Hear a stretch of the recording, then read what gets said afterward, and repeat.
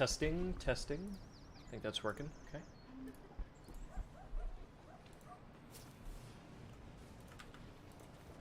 I'm gonna post the live stream.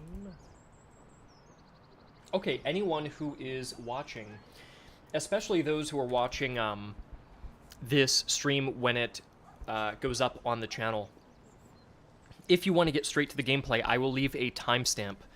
I'll probably put one in the pinned comment and maybe description as well. So check out the pinned comment if you want to skip all of the introduction, because I may give a brief introduction just about what I'm going to be doing today. But if you just want to see the gameplay, you can do that. Before you click that timestamp, I do want to say, either to those who are watching the live stream now, and I'll go in more depth, but mainly to those who are watching the replay, this is a development build, so the game is not fully out yet. This is not the finished product, so please, you can expect bugs in this.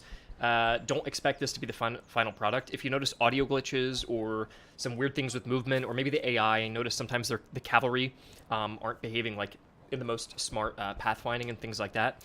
Don't take that to be the final product of this. We still have months of development to go, and the game is feature complete. So if you are expecting more content, like more nations, or more weapons, or more units, that will not happen. So that part is finished. I can definitively say that that's finished. That being said, because the game is content and feature complete, all of the rest of the development time will go into polishing, fixing, balancing, things like that, which is really nice. Last final thing is just that in Fire Maneuver, we never had that time.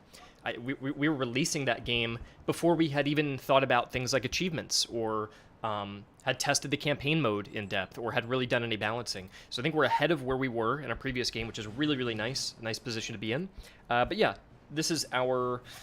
this is a little preview, and just try to understand things are still in development. Things will still change. That's all. Okay. Let me open up the chat. Let's see if we're rolling here. And I'll also post the stream as well, so let's do that. Okay. I'm probably going to repeat this speech for all the people who come in once I make the announcement. Here we go. And let me figure out how to break the chat off so I can read what you guys are saying. Pop out the chat. There we go. Let's see how everybody is doing. Hello, guys. Yo, hello, hi. I'm doing well, Marco. How are you? It's nice to see you.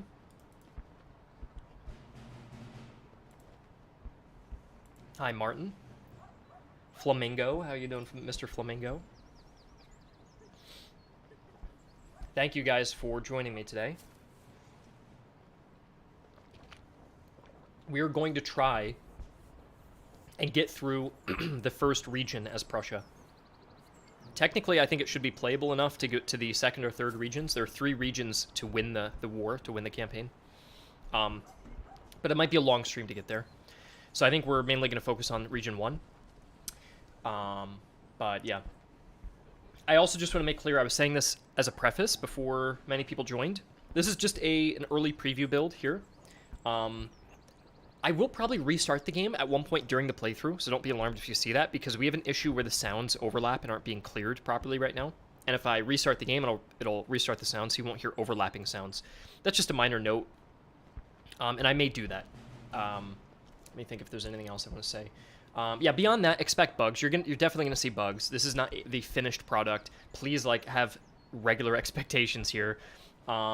And I'll also say, one thing I want to say real quick while I have everyone's attention, and I will start the game. In fact, I'll start a timer for 5 minutes, so I have 5 minutes to rant before I begin, just to get some things out of the way, because I've never really shown this game to a big audience before, so I just want to say a few things.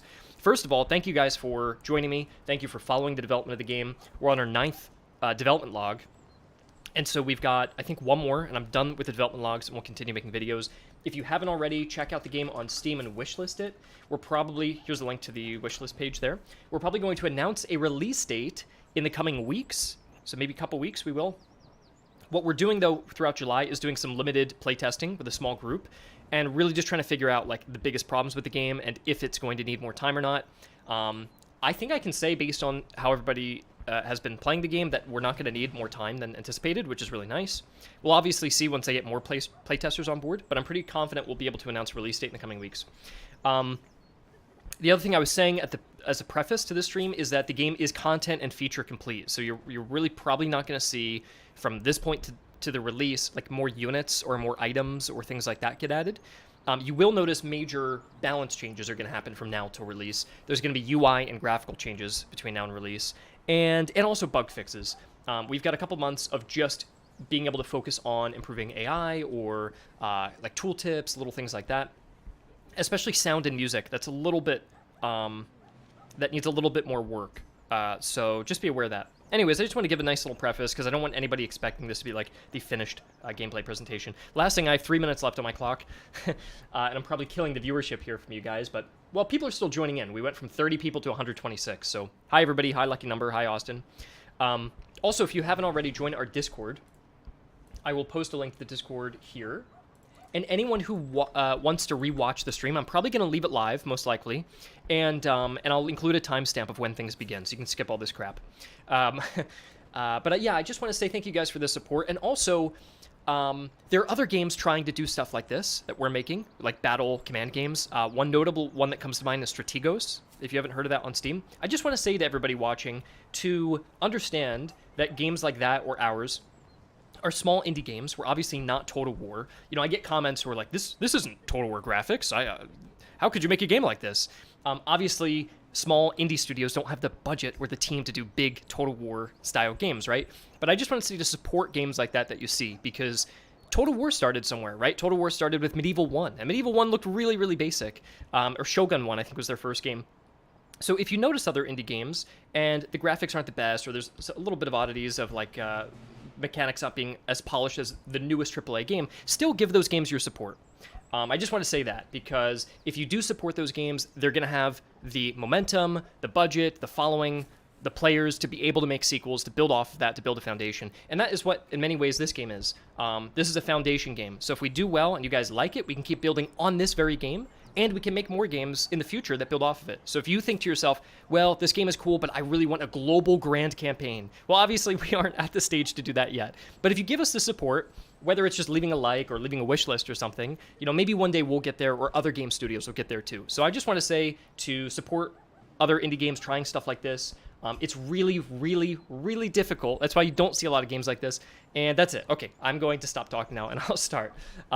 Okay, so I'll move the chat over. Thank you guys for joining me. Today, we are going to play as Prussia. So I'm going to show you the new campaign here. We go in. So here are the 5 playable nations. If you don't know already, we have Prussia, we have Austria, Russia, Britain, and Hanover, and France. So those are our 5 nations. Mr. Bear Guy, I will be reading the chat. I will try to interact as much as possible. And if you guys want to, I think something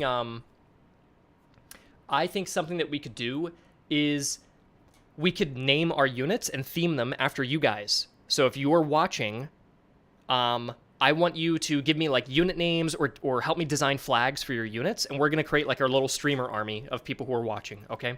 And the other thing too is, if you're a person who wants to suggest all the lore about your unit, you could tell me what you want that unit to do in battle, and if I happen to read it, I'll try to do that.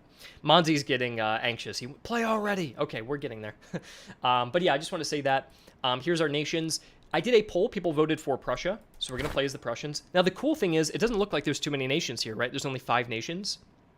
There are actually 15 different playthroughs that you can do, because Prussia has also a Freikorps army with a completely different set of units, starting items, starting resources, and a doctrine. But you also have the Old Corps, and they have their own composition. You also have Austria with the Crownlanders, the Border Troops, and the Hungarians. And then Russia with the Feudal Levies, the Observation Corps in red, the Cossacks. The British have their English troops, a full Hanoverian-themed army, and a full Hessian-themed army. The Franz have a big Lower Rhine force with some Irish Fusiliers. Then a Light Corps, much smaller, with some German Fusiliers and Voluntaries. And then they have the House of the King that starts with lots of cavalry. So there are lots of different army compositions. I kind of want to show off the Freikorps, but the Cantonist levies are probably the most balanced right now. So unless you guys really want to see the Freikorps, because I could play Freikorps if you'd like, I'll describe what their bonuses are. The regular Cantonist levies, they get 500 manpower, or we call it reservists, every time you enter a settlement. So you kind of passively pick up manpower as you explore the map. And there's no negative. It's just that you get a little bit of manpower as you play. The Freikorps, they double their prisoner rewards. So anytime you want to conscript or exchange prisoners after a battle, you get double the result. So if I won a battle and got 500 gold, I'd get 1,000 from that battle. So if you hunt armies down, you can grind out a lot of resources. The negative is that they bleed manpower. So it's kind of the opposite. They bleed manpower every day from their army. So your army might disintegrate if you're not constantly churning and conscripting new men to impress into the force. And so that's kind of the theme of the Freikorps. They also start with cavalry. They're a little bit harder. I don't know if things will go wrong. But yeah, then we have the Cantonists too. So yeah, what are you guys thinking? Do you want to go Cantonists or Freikorps? Again, I think the Freikorps might be more risky because I have not really playtested them extensively. Worst case scenario, if it went wrong, I could always swap compositions. Like I'm not... Yeah, we can do whatever we want to today. Cantonist. 3, 4, 5. Lots of people saying Cantons. All right, let's go Cantonist.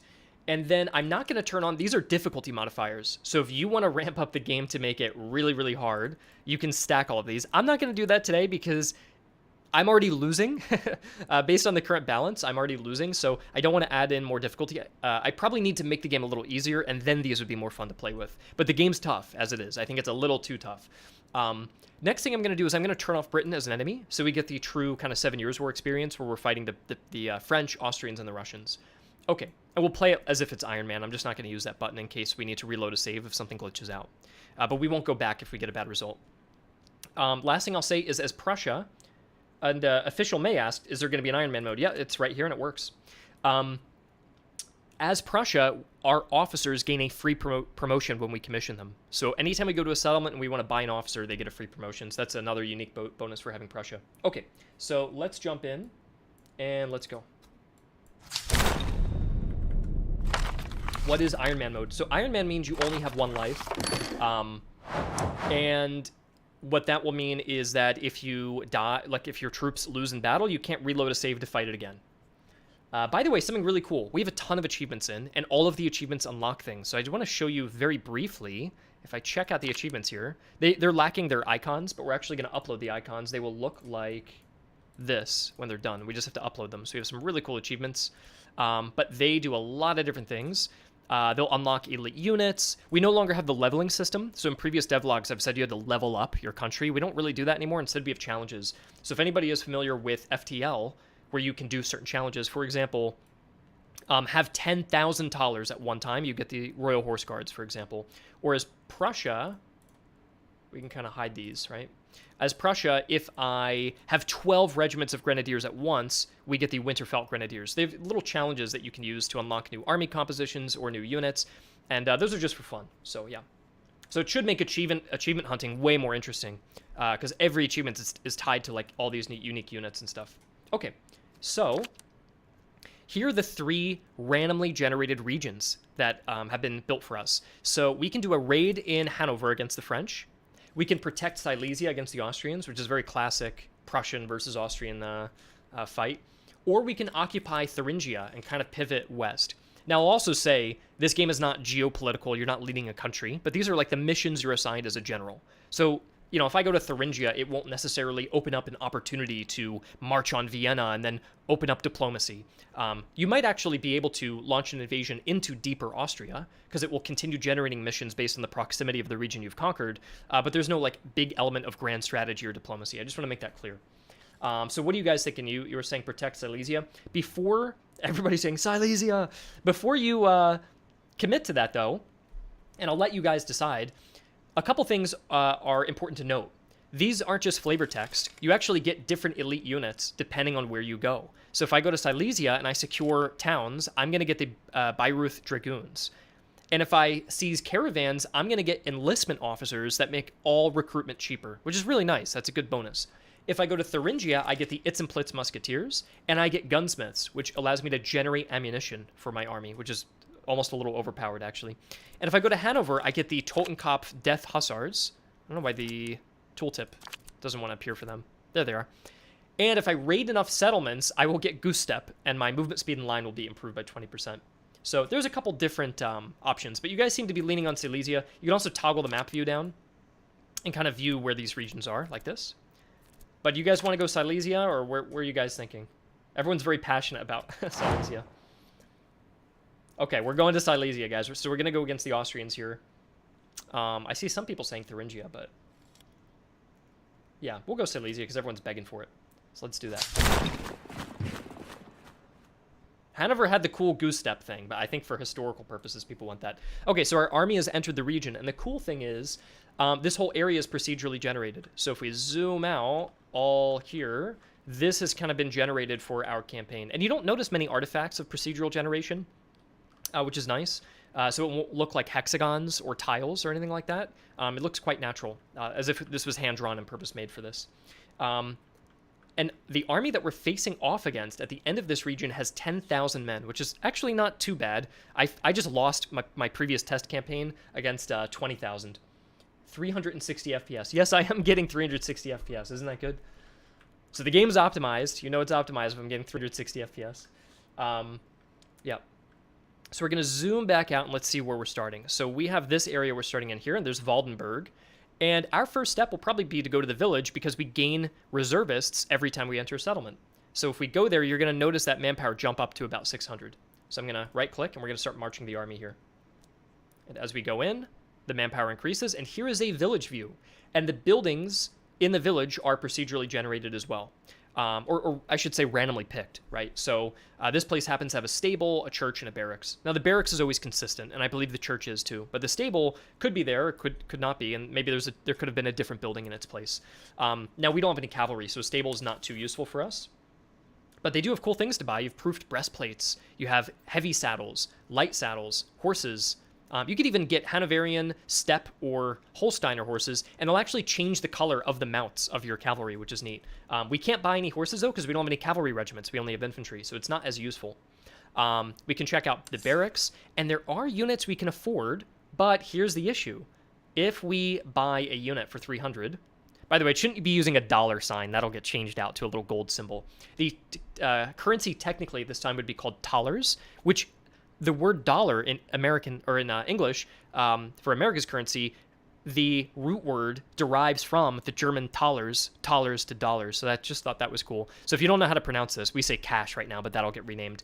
It is thalers. Anyways, the next thing we can do though is check out our camp because we don't want to buy an infantry regiment because our division is full. And in order to get more troops, we need to open up a second division. So we don't, and that'll cost 300. So if we buy the new division, we won't be able to buy the infantry. So there's a little bit of a sacrifice there to be made. We probably need to fight a battle, pick off an enemy patrol, and sell their goods at a local village, and then use that cash to kind of start opening up our divisions. Okay, so the first thing we can do, guys, if you want to, is customize some units. Is there an ad reel? I will disable ads for you guys if there are. There, ads are turned off. Sorry about that. You will never see an ad again. Sorry about that. Okay. We start off with a Prussian musketeer, Prussian land milits, which is like a militia unit, and cantonist recruits, 2 of them. If anyone wants to name a regiment, give me, I will pick somebody's regiment if you give me like a cool name and a recommendation for a flag that you want. But you have to do both. And if you do both and I like your idea, then I will implement it. So go ahead and see if you're one of the lucky few. And if you aren't picked, we will recruit more regiments to theme after you guys. But I would like to theme this whole army after your guys' recommendations. Regiment name, das Regiment der Zirkulen and nicht stinken. Okay, that's a little too long. The cool regiment that doesn't stink. All right. Von Poopenfarten. Very good, guys. Very, very good. I really appreciate the suggestions. Do a Mexican regiment with green, white. All right, Amador, we'll give you a Mexican regiment. We'll have the... These cantonists will be they have a nice, here, this guy's darker skinned with a mustache, so he is more, these guys look more like Germans. He'll be our Mexican regiment. We'll call these the Mexican cantonist recruits. And then we'll do a Mexican flag, where we'll do a, what's like this, we'll do green, and we'll do red. There's your Mexican, maybe a little darker. Looks almost Italian, actually, like that. But yeah, there's our Mexican unit. And then for the eagle, we could do like that. That looks like maybe a little too American, so maybe this one. But that one looks Napoleonic. That kind of eagle could also work. Or maybe a German eagle like that. I feel like the German eagle would be more relevant. Okay, those are Mexican Cantonist recruits. There you are. What else are people suggesting? Martin says the 8th Infantry Regiment, black and white. Okay, so he's going a very conventional route. We'll go like 8th Infantry Musketeers. Yeah. And then you want black and white. So we'll go black and white. And then for the uniform facings, we can go black facings. I think that would be nice. So that's our other regiment. What other suggestions you guys have? The Teutonic Knights. That's not a bad one. The Silesian Coal Miners. The Berlin Guards. All right, we'll do some Berlin Guards, our land milits. The Berlin Guards. And you want to have a German eagle with a red and blue cross. So we'll go red and blue. I like that. And then more of a cross. So like that, maybe? Or even like this actually could work. And then you want a German eagle. We already used this one for the other one. So why don't we just use like a good-looking Prussian eagle. If they're the Berlin Guards, we'll give them like a gold. There we go. That looks nice. And then we've got one regiment left. We'll save the Teutonic Knights for our cavalry unit if we do one, okay? Oh, I like Fireball's suggestion here. We have the Bayerische Infanterie Lieb Regiment. We'll just do Bayerische Lieb Regiment, like that. And then we will give them a Bayerische flag, like that. And then we'll do that. There we go. So we have Bavarians and Mexicans. And then we have the Berlin Guard. We'll do all the names in like a pseudo-German style here. 8th Infantry Musketeers. We'll do first. What do we want to do? Berlin Guards. Berliner Guard. Then we'll have the 9th Bayerische Lieb Regiment. And then we'll have the 2nd Mexican Cantonist recruits. We'll just leave their names like that. There we go. Okay, so that's our customized force there. Okay, so then we have some items to give. So we have iron ramrods, quartermaster, cartridge boxes, pocket Bibles, and tobacco rations. What I like to do is I like to give the ramrods to the professional infantry because they have a 23-second reload time. They've got our best reload skill out of anyone in the army. So I like to lean into that even further. And now we bring up that reload skill to 45, so they reload every 20 seconds, and that's much better. As for the quartermaster, we'll give him to the Bavarian because they're supposed to be like a lifeguard regiment, so we want to level these guys up faster. Okay? And then we have cartridge boxes. I usually sell these off because ammo is really not a concern right now because we have a supply wagon as it is. So we're going to sell that off. Tobacco is going to ruin our endurance but improve accuracy. I might sell that too just to have a little more of extra cash. And then pocket Bibles are good because they give you morale. And if we want our Mexican troops to fight to the death, we will give them morale. And it is also quite fitting that our Mexican regiment has the Catholic Bibles to keep them motivated there. Okay. So, now we've finished up in the village. We want to hunt for an army. So, let's move around and see if we can't find... Oh, one final thing. We got to give these guys light blue facings. And we'll give these guys green facings. Berlin Guard can be red. Yeah, there we go. Cool. And then we're going to cross over these little hills here. And then we find another village and an encamped army. We want to avoid that because... Let me see if the music's working, by the way. No, music does not want to work. Okay. We want to avoid that army. It's a little too strong, 7,300. So we're going to slowly kind of creep around Moise. We're going to stop by this village to pick up some extra manpower. And we get the Bayreuth Dragoons because we visited multiple settlements. It was a little too easy to get the Bayreuth Dragoons in that case, but that's something that we can change later. Like I said, the balancing is still up in the air. But what is cool is we can probably afford to open up this new division slot. Like so. And then bring in our Dragoons in here. And I don't know if there's any customization we want to do to these guys. I kind of like how they are. Name the Dragoons. Okay, you guys really want the Teutonic Knights. All right, Teutonic Knights. And I'll put them in black. There you go. And there's no stable here, unfortunately. So we didn't get lucky. We have a quartermaster where we can get like boots and haversacks and stuff, but we don't have that. I'm going to sell off the items we don't want. So we have 174 and see, can't afford any units yet. Okay. So we're going to keep moving forward. I don't want to take on that army yet. I want to hunt for a patrol. Also, is there anything on the flag? I think this is good enough for the flag, unless you want to do like... There. There's your Teutonic Knights. Actually, the Teutonic Knights have that like flag that looks like that, don't they? And then what kind of symbol would we want for them? Maybe a horse symbol. Or... I don't know what symbol would be fitting for them. I might just give them like a... one of those. Let me actually invert the colors like that. This way they're different from the other guys.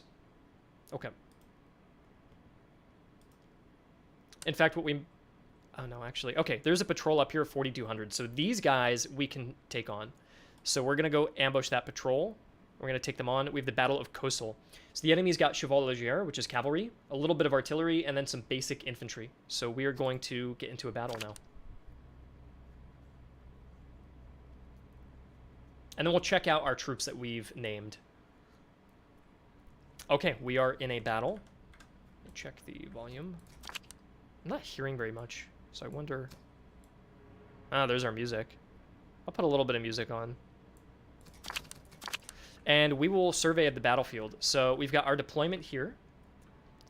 Ahead of us, beyond this big hill, we can see our enemies, which are the Crownlander recruits. More Crownlander recruits, a whole battery of artillery in the back. And then on the flanks, they've placed their Cheval Léger with carbines. We can actually click on them and read what they have. So they've got Neustadt carbines, and they also have Bibles and haversacks. And the guys on the left just have Bibles, and they've got the Neustadt carbine, yeah. So both have carbines. We'll probably want to rush for this hill position, because it does give you a little bit of an advantage. And then our troops, we have the 1st Infantry Musketeers. So you can see the black facings and the flag that we've designed for them. We have the 1st Berliner Guard, which is also recommended. They look kind of cool with the gray trousers. I do like them. We have Frederick. We have our Mexican Cantonist recruits with with our German-Mexican flag. Very nice. And then who else do we have? We have the Teutonic Knights. Just kind of neat, the blue and black. And who else have we got? We have got the Bayerische Lieb Regiment. So they've got their Bavarian flag and the light blue facings. I'm going to have the Cantonists, the Mexicans, and the Bavarians be in the front of the battle because I want them to gain combat experience. It's important that we upgrade them into musketeers because the Cantonist recruits are not very good. So let's start the battle here, and we're going to advance our troops. And advance the knights on the right flank. We'll have Frederick hold the middle, and don't forget about the supply caravan. And then what's kind of cool is you can hide the UI like this. And watch everybody march to war. And this is kind of cool, kind of a cool shot to see the columns moving. Our troops in the back will probably overtake the Cantonists in the front because they're a little faster. You can see the regiments we designed in their flags. Bring that UI back. I think the enemy actually has fifers. I can hear fifers in the back. Yeah, they have got field musicians. If you listen closely, they're actually playing fife music because they have them equipped.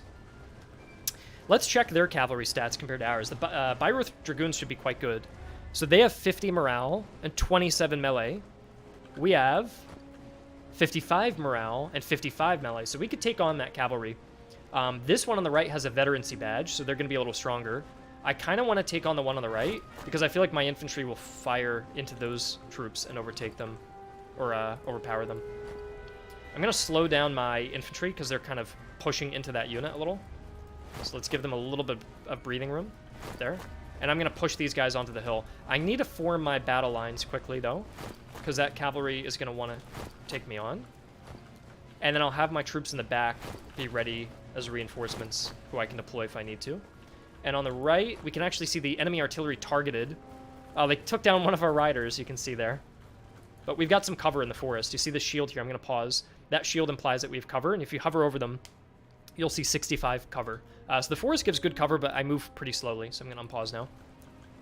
And I'm going to try to take on that cavalry and we're going to fire at these guys. Something I was saying at the beginning of the stream is the cavalry needs more work with their AI. So they're going to, like, kind of walk almost in front of my troops. These guys are going to be a little smarter, though, because they're on the flanks. And the enemy does not want my cavalry coming toward them. So I'm going to kind of hang back a little bit. We're going to fire at the Chevalier. My cantonists are not very accurate, so they're not going to do too much damage. But luckily, I have regiments in the back that can support. And if you move up the general, he will boost morale. If you notice, I run up. We go from 37 morale to... Let's see how much morale we gain. Come on, get a little closer. 48 morale. So you can see having the general right next to them really helps improve their spirits. And the other thing, they're going to gear up for a charge. They're just getting a little bit close, but they're going to probably try to run into me here. What I'm going to do is grab these guys and turn off volley fire. So if you toggle that off, it means as soon as they're ready to shoot, they'll fire. So if anybody's ever had problems when you play Total War, where all the guys have to be perfectly reloaded before they're allowed to shoot, you can turn that off. So if you want, as soon as a guy reloads, he can fire, you can do that. So I'm going to tell them to do that. And they're probably going to charge in pretty quickly, but I'll be able to hold them off. I'm going to check these guys out because they're responding to my cavalry. I might have to pull the Teutonic Knights back because they kind of see what I'm doing. And my troops are tired, so I'm going to walk them out of there on the road. And then we fended off. I think they tried to charge into us, and we fended them off. So we held the line.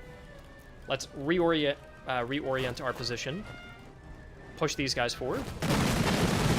And then we're going to march our Berliner Guard and our infantry musketeers around the flanks on the left and the far right. We're going to hold that infantry in the center. And then keep moving these guys back because they want to go take us down.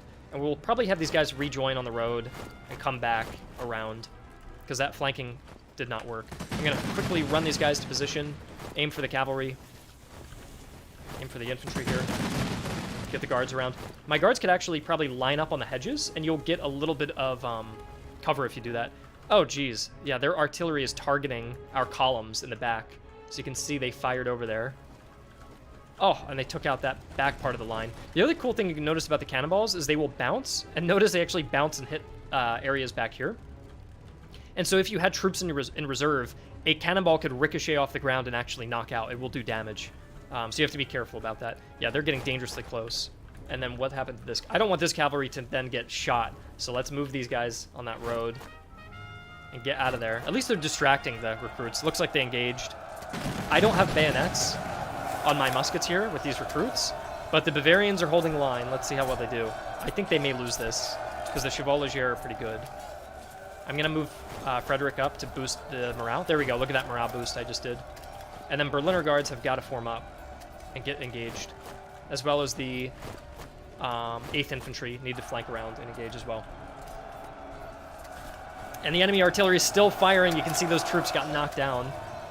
They're firing right into this cluster. I'm going to keep attacking and get these guys around. Maybe my cavalry could swoop in and do something. We weren't too effective. At least we peeled off one of their units. The other thing you'll notice is our AI isn't perfect, but at least they do form battle lines.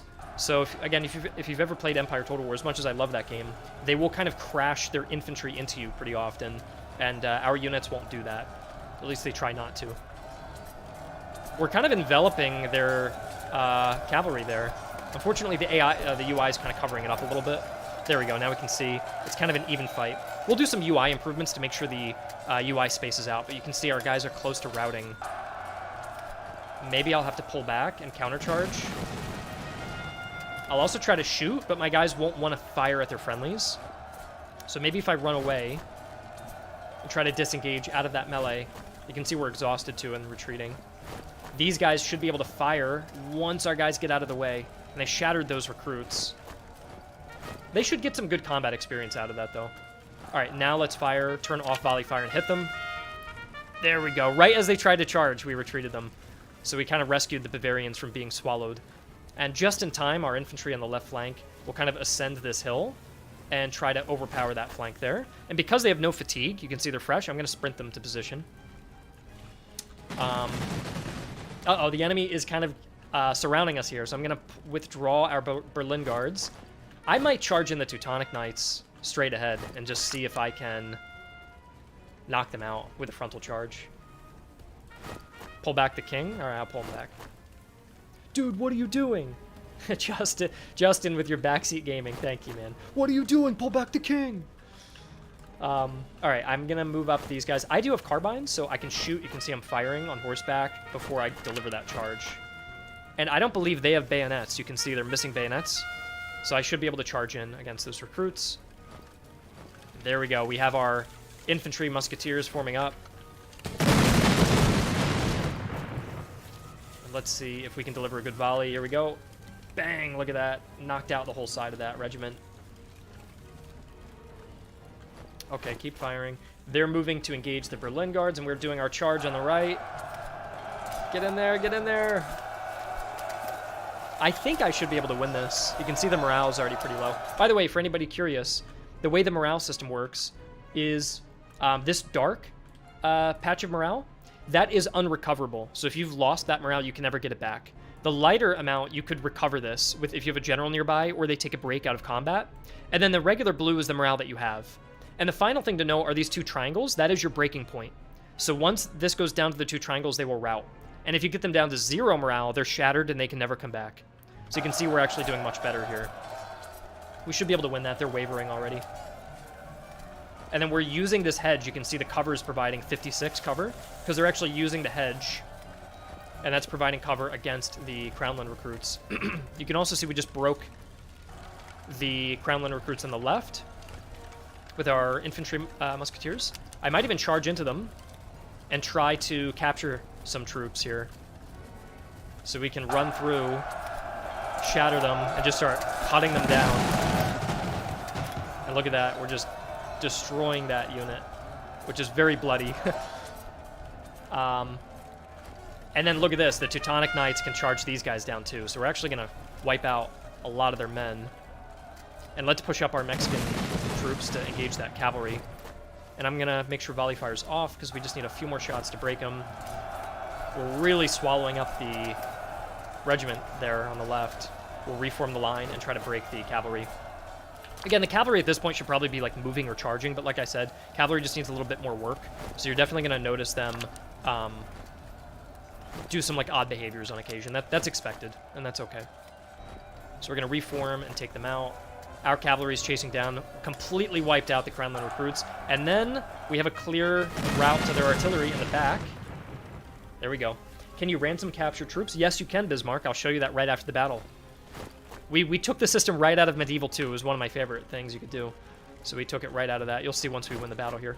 Oh, we retreated. Uh-oh. There's a little bit of panic. I think it's because my general got caught by maybe some artillery or something, so they broke the back of our line. So we gotta rely on this musketeer unit. Yeah, these Cantonists are very unreliable. Luckily, these guys should come back. You can see they reformed. Okay, good. They're coming back. And these guys will come back too. There we go, there we go. Yeah, those Cantonists, you need to get them... oh man, that artillery! Oh, Jesus. It's firing straight down that column, which is not good. Beautiful, shattered that unit. And then we should be able to clean up the artillery in the back with a nice charge. Here we go. Take them out, shattered, victory. There we go. Beautiful.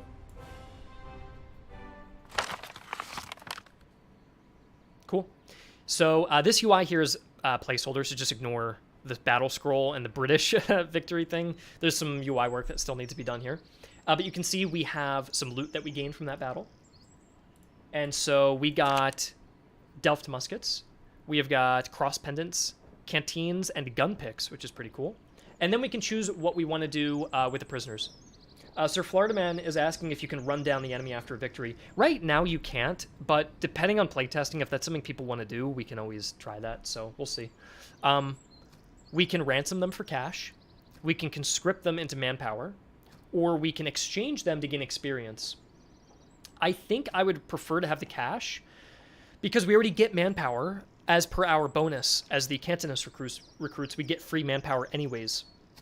So we probably don't need this. Yeah, we've captured 751 enemies. Can we get their flag as loot? You can get flags as loot. We just didn't get lucky. We didn't capture any regimental standards. But yeah, ransom or exchange. I think I'm more in the mood to ransom to get the economy going for us. So we're going to do that. And then we can see the experience gain we get. Perfect. So we leveled up our... Okay. Teutonic Knights did very good. And they can't go in the upgrade tree because they're an elite unit, so they don't have part of the upgrade tree. The Bavarians, they can go a lot of different directions. So here is our unit tree that you can do for each individual regiment. And the Mexican Cantonist recruits can also go in a lot of directions. Now, should the Mexican troops take the easy way out and just go straight to land milits, bypassing the musketeer route and then having to merge back in? Or should we be patient and wait until they can either become fusiliers or musketeers or even cavalry or artillery? That's kind of up to you guys what you're thinking. I think conscription option is a clever option to include. Yeah, Bismarck, conscription's been a good good tool in case you're low on manpower. Be patient. All right, we'll be patient. We'll be patient. Yeah. And then we also have the Berliner Guard who are close to promotion, and our infantry musketeers already got a promotion. They're going to be probably going down the veteran route or grenadiers, depending on which side you guys want to go.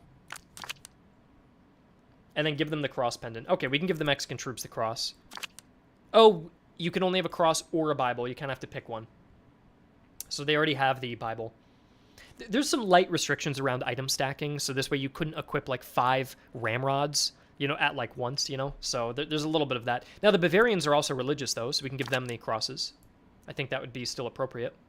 And then our infantry, we want these guys to reload really quick, right? If we give them gun picks with ramrods, they can reload even quicker. So we go down from 20 seconds to 18 seconds, that's quite nice over time.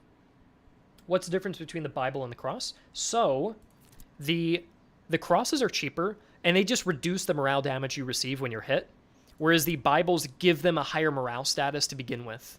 And a higher morale status would increases your combat effectiveness. So they'll fight a little harder if you get them to a higher morale status. And of course, they break less frequently. However, minus 15 morale damage received, so they'll break a lot less, but they're not getting that inherent morale boost to improve their combat stats. So it's kind of a pro and con, but I view the Bible as being a little bit better. And then, let's see here. We have canteens for endurance. We could give the canteens to the knights, actually. They'll feed it to the horses, drinking some water. And then the Delft musket, I do want to get rid of these crappy rustic muskets. So I think our Bayerische needs a little bit more attention. So we're going to get rid of the rustic musket and give them the Delft. So we're going to sell off that rustic musket. So I'm going to go to Kosal and sell that off. There we go. And they have an item cost modifier, so we don't want to buy anything from here. We just want to sell. So you get a little bit of cash. And we actually have a good amount of money, 642. We should be able to afford a good regiment. We could... Okay, we've got some good options here. Who Am I is asking, Mexicans didn't exist or fight in the 7 Years' War. Why did you add them? Mr. Who Am I, that was just a joke. You can edit your own regiments. So you can go here and edit their name. So I made these guys up. You can make their flag. We could change it to Irish if you'd prefer. The Mexicans could evolve into the Irish if you'd prefer. But it's more of a joke than anything else. Yeah, no worries. Hey, that just goes to show how good the customization system is. Yan Tracken, will I add drummers? The troops will play drum sounds in battle, but we don't visually show 3D models of the drummers. Hartley is saying, is there no square formation or column? There are formations. You do have open order formation, column formation, attack column formation, line formation, but there is no square, because square wasn't a common enough drill at the time. If you do just form a solid line of troops, you can actually kind of draw a square, and they will get a melee defense bonus from that. So you can kind of create a pseudo-square in that way. Okay, so let's go refill some of the units. What you can do actually is drag their health bar and drag it up to refill them. So replenishment is nice and easy. And then we have ammunition. We can dump the ammo into those troops. We have a little bit of ammo left over. And what I like to do when we've got ammo is I like to drill troops and gain more experience. But I do want to buy something. So it's 642. We could buy one of these. Or if you guys want to, I could go to the next town over and look for a larger town. To look for a larger town that might have different recruitment options. We may want to do that. In fact, we may want to look for a discount. If I zoom out, they definitely don't have a discount. What do they have? Infantry cost plus 10%, so that's not a good idea there. Damn, these guys have infantry cost and artillery cost. So all of these have negative conditions. This one's positive, but it's so far away, and it's nothing we really need. And then there's some negative ones in the bottom left. And we might discover a few villages along the way, but yeah. There's also caravan encounters that we can find. But I think recruitment is our best option to recruit is going to be here probably. I think buying some artillery would be pretty cool to get going, because if we do get an upgraded gun, that would be nice. But I also really see the value of getting more musketeers. Let's get artillery, because getting that early and upgrading it would be nice. Yeah. Okay, so we're in good shape. There's a little campfire over there, but usually they want you to spend money, so I don't want to go spend money at the campfire. There are 2 caravans. I am curious to go over here and try and resolve both of those caravans, because there might be something good. In fact, there might be something good right there, too. Let's see what this is. Looted supplies. Okay, we might find a little equipment. Okay, not bad. We got saddles for the cavalry and artillery stuff and bayonets. That's actually great. So let's go to the artillery. We can give them a military treatise to increase their range. Let's check. But it increases the... Oh, no, it actually makes the reload time better, too. Good. And then we can go to our cavalry and give them saddles to give them even more endurance, which is really cool because we have a canteen that gives endurance. If we stack these, check that out. That endurance is improved even more. So that's great. And then we have a nice bayonet, a socket bayonet. Let's replace our infantry musketeer bayonets. Much better one. And then we'll give our worn hand-me-downs to either the Mexicans or the Bavarians. Do you guys have a problem with the Mexican regiment? Do you want me to rename it? Because I know for some of you it might be immersion breaking. I just thought it'd be funny because someone suggested it. Do you want me to change them to something else? You stack endurance, but you don't stack a Christian unit. We riot, yeah. Don't rename it, it's fine. Guard Mexican, yes. French, keep it. No. That's awesome. Okay, we'll keep the Mexican regiment. There's some racism in the chat here. I think we have ICE members in the chat trying to get rid of our Mexican regiment, so we will protect them. We have our sanctuary army. Okay, yeah, no politics. I just thought that'd be... Anyways, okay, we'll give them some bayonets. We'll move on. We'll move on. Let's keep going. Let's keep going. And then we'll go to this. Oh, by the way, if we stop by, we get free manpower. So we'll stop by, pick up some troops. This is a city, by the way. So a city has got a foundry where we could upgrade those cannons, which I'd really love to do.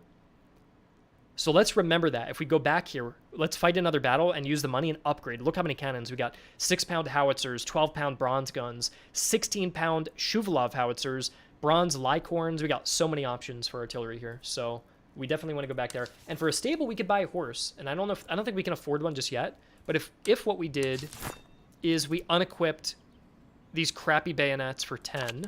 So check this out. Unequip the crappy bayonets, sell them. That's still not going to be enough, is it? No, it's not. Damn, that sucks. Let's re-equip them. Is there anything we want to sell off? Maybe the crosses. These aren't great.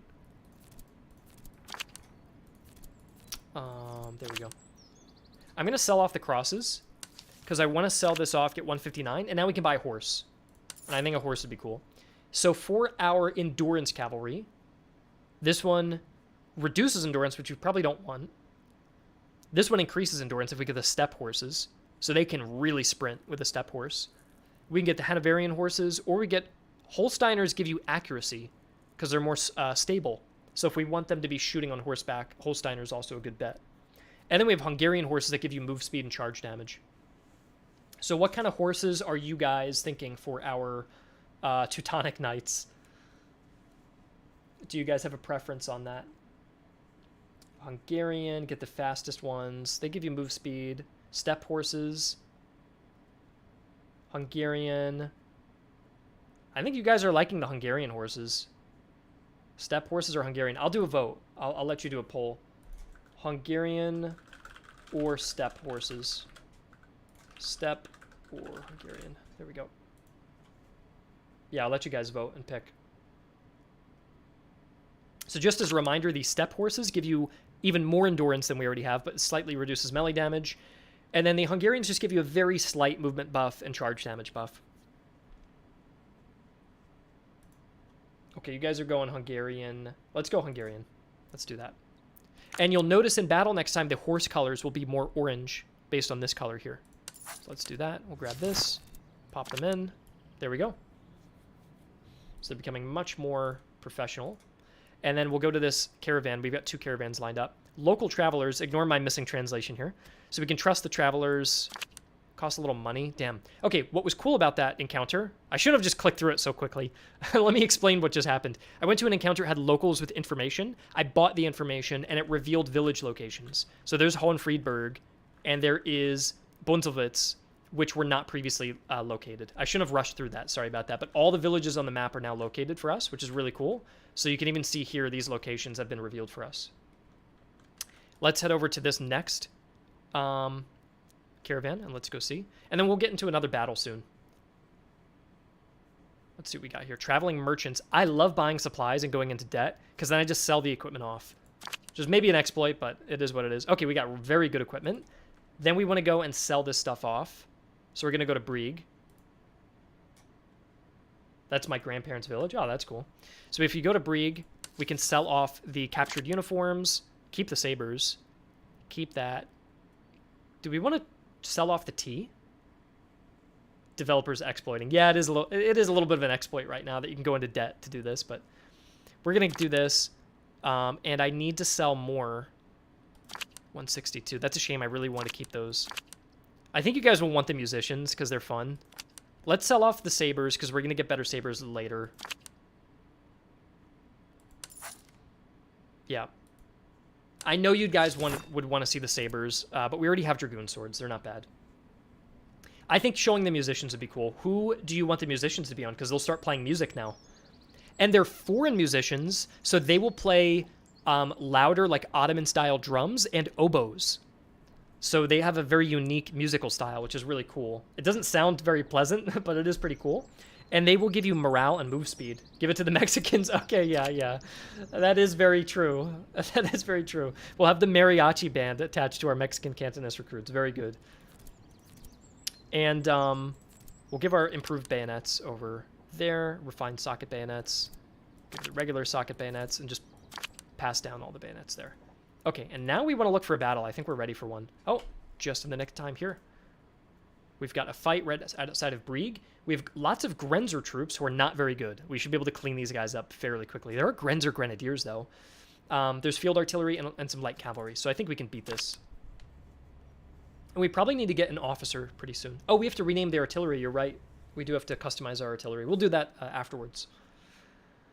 But yeah, let's go into this battle. Here we go. Early morning fog. We have another hill on the left, actually quite similar to the map we played on before. This time, though, on the right, we have all this farmland and a forest. Unless we already played on this map, but no, I don't think we did. No, this one's different. Let's check out our... Who's our new troops? Do we have any new troops? Oh, there's the Teutonic Knights. You can see the horse color is a little bit more orange. It's very subtle. If we had black horses or white horses, you would have noticed more, but that is the Teutonic Knights. The horse color does update based on what you equip. Ignore the white UI here. It's just a bug. And then here's our artillery, which is nice. It's battalion artillery. So the cool thing about battalion artillery is that they have fewer guns, but they move quicker and reload quicker, because the idea of the battalion artillery is to travel up with the battalions. Whereas field artillery will be larger, but they're slower and they'll be in the back. So we can actually move these guys up a little closer. I don't think we have canister shot implemented yet, so unfortunately we can't show that off, which would have been really cool, but yeah. And then here's our Mexican mariachi band troop with the oboes. I think we're just going to do a general advance. I'm not too afraid of the enemy here. They've got Grenzer Fusiliers. They've got more Grenzers, and then they've got the Grenadiers. These guys will be a little stronger, and they have shoes, so they will move a little faster. But yeah, I'm just going to do a general advance. Let's move up the infantry. We'll try to seize the hill. Berliner Guard will move up. And I really want these guys to get into the deepest part of combat. Okay. All right, listen to the music here. The Mexican Cantonist recruits. All right, very nice. I'll increase the volume just a little bit for this.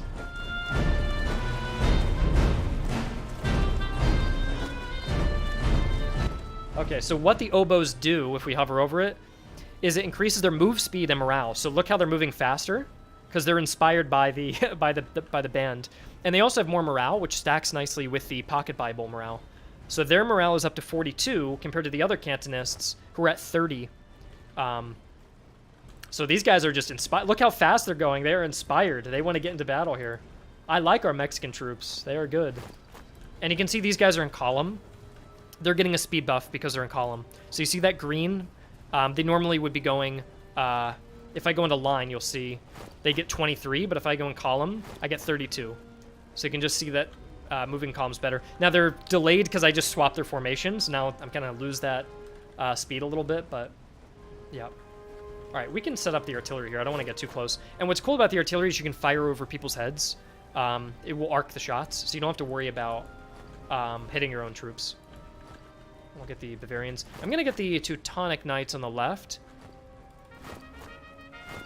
because that's a lot of cavalry. We'll form up. We're not gonna make it to the hill. There we go. There we go. Yeah, I won't be able to make it to the hill, unfortunately. And our artillery is going to suck right now because they have the lowest tier guns. So if we make money and go back to the city, where there was a foundry, we can buy some better artillery guns, and they become much more effective. You can notice how much more bright the horses are. Do you see that? Compared to last time, do you guys notice now? As the sun comes out, you can notice the sky gets brighter. You can see how bright these horses are, the Hungarian horses we bought. And I think you can actually fire your carbines over the heads of the men under them because they're on horseback. I'll run ahead and have these guys take out that cavalry on the left. There we go. Let's fire at them. I'll countercharge them. Let's see who wins the charge. Oh, man. There we go. Oh, look at our Teutonic Knights. Way better. Way better. We completely shattered them. All right, let's get out of the way before we get hit. Oh, keep going, guys. Go, go, go, go, go. Let's get them out of there. Okay, cool. We're engaging over here. And the battles will get bigger as time goes on. These are smaller skirmishes as we're starting out. Can you track the kills and deaths? You can if you select a unit. You can see they have 40 kills, 38 deaths. They have 73 and 19. Our Mexican troops are at 101, 126. And our Bavarians are at 50 and 0. Our Mexican troops are actually low morale, so I will bring Frederick to go inspire them. And because they have a hill advantage, the enemy has the elevation here. They're getting a fire damage received bonus, so they're able to kind of take a little bit of cover on the slopes, and we're just doing a little less damage to them as a result. Okay, we're forming up here. You can kind of see our battle lines forming up. Where's our cavalry? Oh, they're on the left. I'm going to rush around and knock out the rest of the cavalry, and then hopefully sweep around the back. And they still have more... Oh, they have veteran hussars, which are very good. You can see our artillery is firing. Missing a lot of its shots. Overshooting. They have 0 kills. Yeah, they're really bad. What's the accuracy on these guys? Only 40. If I switch targets to something closer, they should do better. They're just overshooting. You really have to swap out the ordnance. If you use the default guns, they're just bad. And there's only 3 guns here, too, so... And you can see the enemy is getting better hits. That's probably why our morale was lower.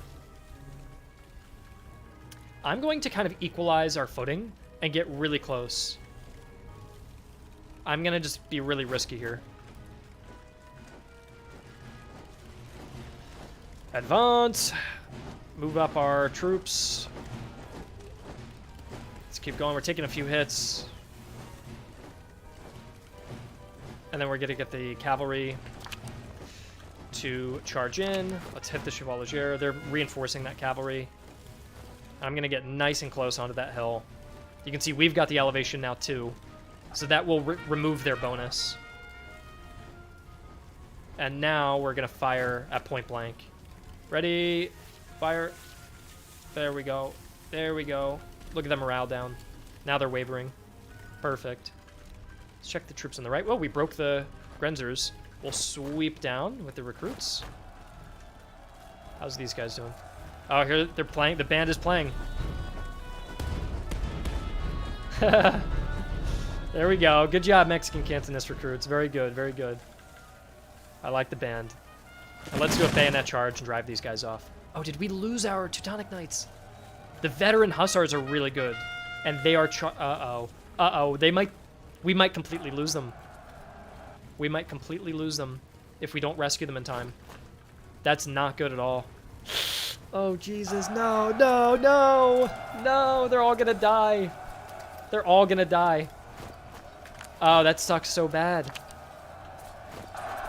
Oh, that's horrible. Oh, no. That regiment's gone. That regiment is completely gone. And the rest of our troops are breaking. Oh, Jesus. Okay, yeah, we got too confident. We got way too confident. What happened to the general again? I think they must have done something with cavalry. Did I leave the general in the spawn? I did. I left my general all the way in the back. That's why. Oh, man, what an embarrassment. Uh-oh. I think we've lost the battle. We might have to reload the save. I might reload the save, guys. I might reload the save. We'll see. We'll see. Oh, no. Well, I'll be okay. We will gain experience from that at the very least. But we lost our Dragoons. That's horrible. That really sucks. Lost his own game. I know. Okay, do you want me to save scum or try the battle again? Because I'm still alive. I'm still alive. My whole army crumbled. I lost. I wasn't paying attention to the general, and my Dragoons in the front got overrun, and it scared all the rest of my guys. Oh, man. Try it again. I think I'll try it again. I think I will try it again.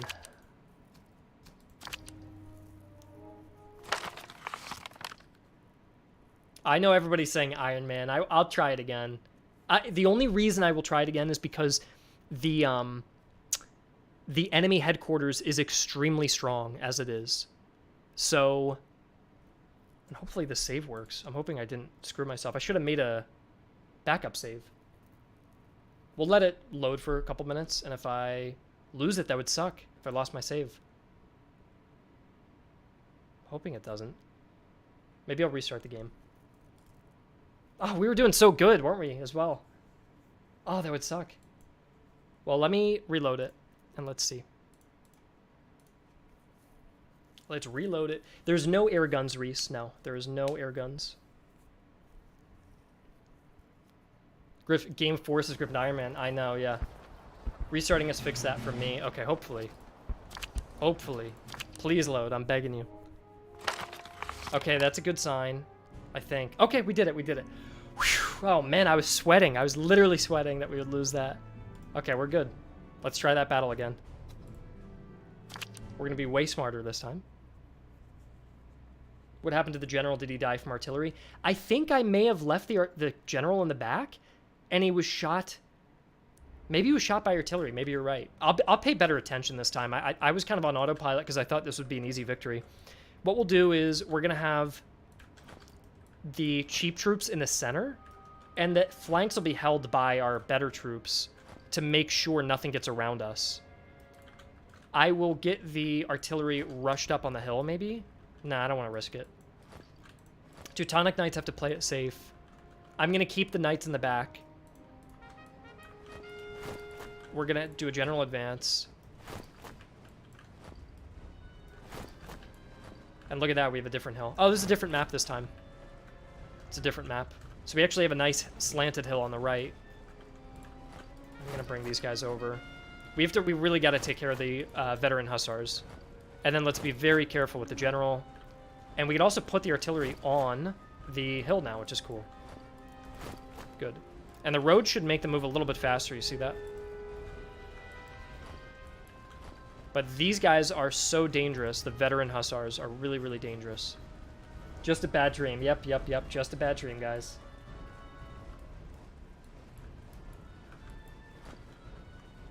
But yeah, this stream is going to keep going until we hit the headquarters battle. And then we will wrap up. So let's fast forward a little bit here. Let's see what our enemy's doing. Okay. Pretty much ready to engage. Artillery's coming in. Protect this general with all we can. We left nothing in the back. Our cavalry's on the hill. I want to get a shot off on their cavalry first, before we charge in the Teutonics. And let's try to get onto this hill. And the general's safe currently. Just keep an eye on him.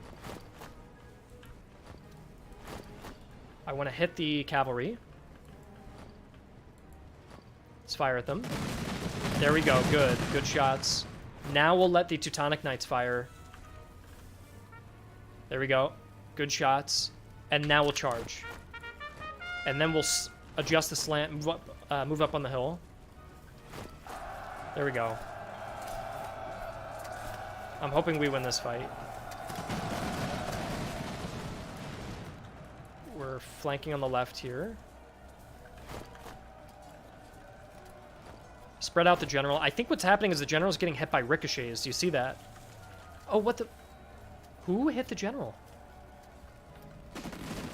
There must be a bug or something, because look, no one was even aiming at the general. So that is what's hurting us. There's some bug that killed our general. I think what I have to do next time, guys, is I have to just keep the general in the back, because what's happening is... I'll pause and explain. We implemented a new change last week where the enemy can't shoot through your own men. And you can't shoot through your own men. Your guys will block each other's range. That same code... Can I disable the music to talk? There we go. That same code, what it does is, if somebody gets in front of you, your range damage will get retargeted to a new enemy. So what's happened here is, for some reason, the game thought my general was in front of my unit or something. And so when they went to go fire, the bullets were going past and hitting the general in the back. So they went through him, which should have happened. That's just a bug. But that's because of a new change that was made. So I can kind of see why that occurred. I think we can still win the battle. It's just going to be tougher. But we should break the cavalry here. We'll run them down, and then we should be able to win the rest of the battle. I'm still fairly confident. We'll just be smarter. See, we're already taking out their infantry. So that's what occurred.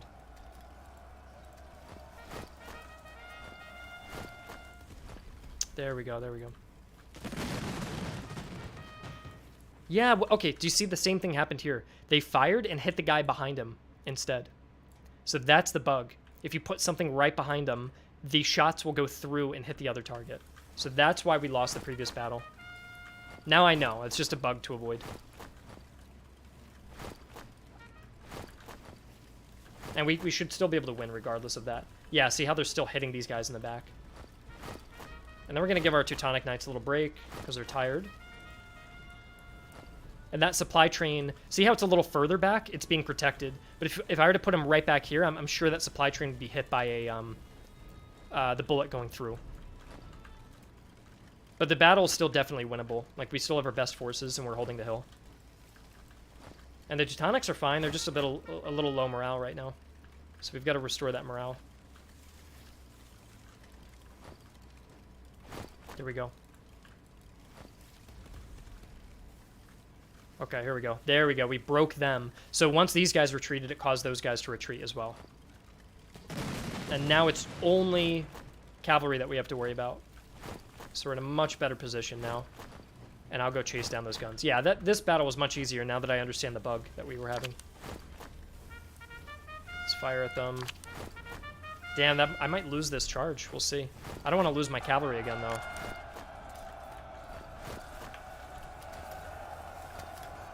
I'm going to pull out.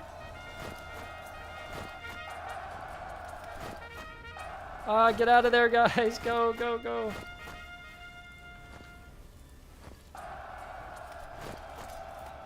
I do not want to lose the Teutonics. They already fought the veteran hussars, and that caused a lot of casualties to be taken. And you can see the artillery kind of hitting me there.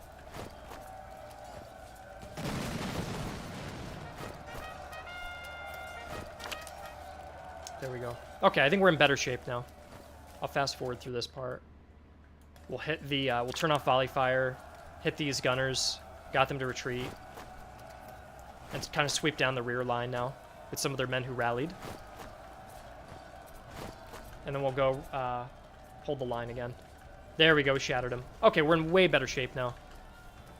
They've only got one guy left. Way better. And I'll have the Teutonic Knights chase them down. There we go. So we just know that the general can't stand directly behind a unit, otherwise they get shot. Same with the artillery. Our artillery got hit early on because it stood directly behind the firing line. And then these guys we should be able to knock out.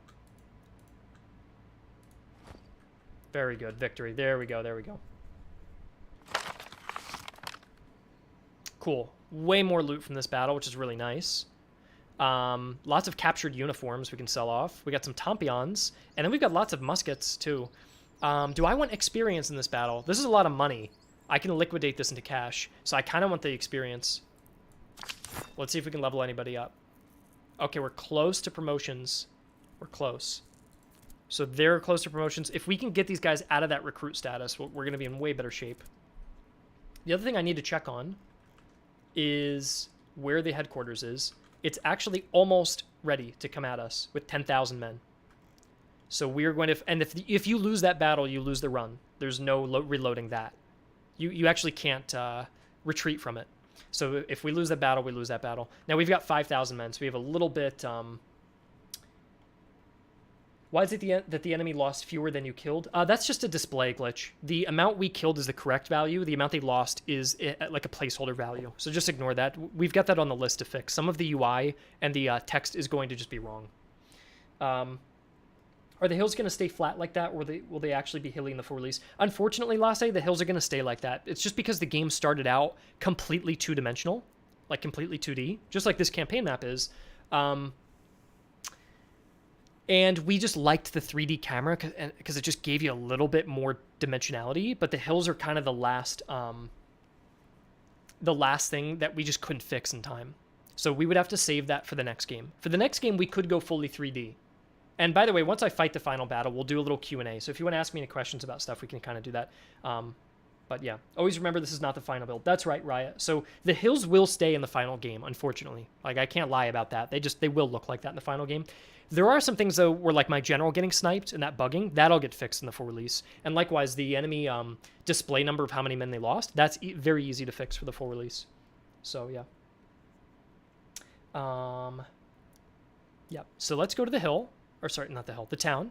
They have a foundry here. We're going to sell off a bunch of the loot we got. First thing I want to do, though, is get rid of any crappy muskets. We have a rustic musket. Let's get rid of that. Atula's got range. 35-second reload. 38, 38, 30. I like the Delft, so we're going to go Delft. Let's replenish our losses. We've got a little bit of ammo left. We got spare muskets. We got Tompions for accuracy, which I will give to my best troops. Actually, no. I'm going to give it to the Berlin Guard, the Tompions. I'm going to sell off the rest of our weapons, because we don't need them right now. I might keep one Potsdam in case we pick up a recruit. What do you guys want to name the artillery? The Bosnian boomsticks? The Bosnians? Okay, the Bosnian... Sorry, Bosnian artillery. And someone said it's the 88th. Okay, 88th Bosnian Artillery. There you go. And the flag of Bosnia. Let's see what flag we're creating here. I don't know if I can create that flag, but we'll try to create something close. Like that. And then it's like blue and yellow. I think that's close enough. I think the brighter blue looks nicer. And they have a star. Is there anything that has a star here? We have to add more emblems, because a star would be cool. I don't think we have stars, though. What would be another Bosnian emblem? Maybe I'll give them, like, the artillery symbol like that. There you go. There's our Bosnian artillery. The Krupp god. Yeah, I remember the Krupps. Okay. Now we will go sell off all of our crap. That's decent money. Let's see if we can afford anything at the foundry. 275. We're shopping at the cheaper end. 6-pound gun. Howitzers. Howitzers are going to do more damage, but they take a while to reload. And I kind of would prefer the 6-pound gun for 275. We have to get 25 cash. What do we want to sell off? What do I want to sell? Maybe I'll sell that last musket. There. So we have 300. Now let's go back. With 300, we can buy iron 12-pound. 375. That's... No, I can't afford that. The howitzer or the... Look at the noble estate. We could get ourselves an officer for morale, because we are having morale problems. But I would rather get the gun. I want to get the gun going. I want to get this 6-pounder. and upgrade us. And then I'm going to sell the old cannon. So we've got 117. And then we'll save up for an officer. The trait this guy has is steadfast, so morale damage received. That's quite good. And that's Thielman. And Engel doesn't have a trait, unfortunately. Yeah, it's the Playboy Mansion in the top right, yeah. We need just 20 dollars, yeah. Which I think we can just fight another battle to get.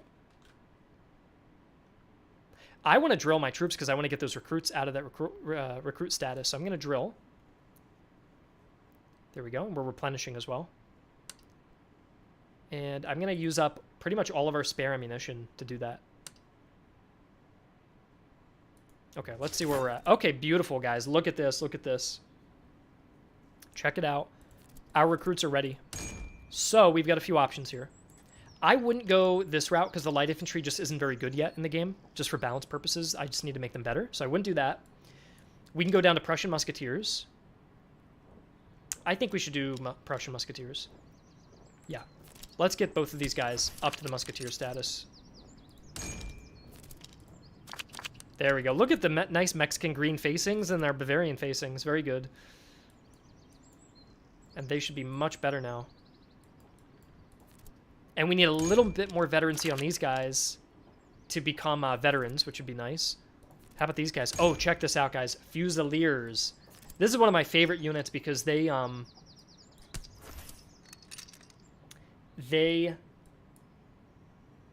what's it called? They get a full colored uniform. Check that out. Look at this. Even their trousers. So their trousers, their facings, their collars, and the hat will all conform to the color.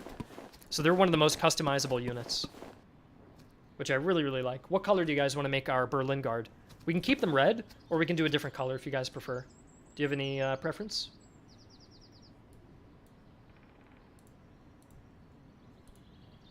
Purple? I don't think I have purple, unfortunately. That would have been cool. Red? You guys sticking to red? We'll stick to red. Yeah, we'll stick to red. Pink, someone yells. We'll stick to what we've got. And then who do we want to make the face of our army? Because whoever we stick in this slot will be the face of the army, as you can see. So is there anyone in particular you want to have showcased? It could be the Teutonic Knights, it could be the Berliner Guard, it could be the infantry, Bavarians, it could be the Mexican, how do you spell mariachi? We'll call these the mariachi musketeers. There we go.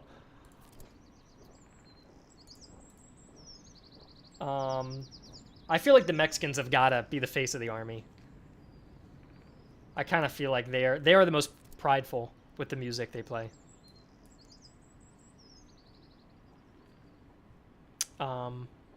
Okay, cool. So we have 4 musketeers, which means we're in really good shape, actually. If we can just get a couple... If we can fill out this rest of the 2nd Division, we can take on the enemy headquarters. We've just got to grind out another battle. Let's go look for something to fight. We have a little money left. Okay, there's 3,400 there. We could definitely beat them. 6,000 there. I don't want to take them on. With 117, we can't buy anything. It's fine. We have a bunch of crappy bayonets. Did they get unequipped? Oh, they got unequipped when I upgraded them. That's what happened. So let me give these guys their bayonets back. There we go. A 200-day run? I don't think I can do 200 days. Because the enemy headquarters is by the way, it'll also turn winter. And if it turns winter, you will bleed a lot of supplies. So I don't want to do that. I need to knock out that army. Actually, okay, question for you guys. Question. Do you want me to go after this army, which is smaller, which is smaller loot? Or do you want me to go higher risk, higher reward and take on this army of 6,000? They'll have more supplies to loot. Do you want the high risk, high reward, or... I got 2 people saying they want the higher risk. Gamble. All right. All right, we'll gamble it. We'll gamble it. Oh, we got deer, which we can turn into food. Let's do that real quick. Thank you. Let's knock these guys out. Okay.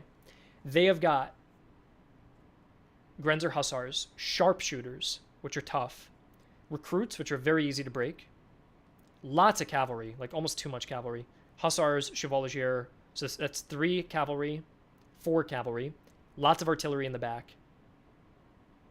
So I think what we need to do is keep I guess my plan would be keep my cavalry in the back, shoot their cavalry, try to knock it all out, use our cavalry to sweep around and knock out all of their artillery units, and the infantry will hold the main line against the sharpshooters and the Crownland recruits.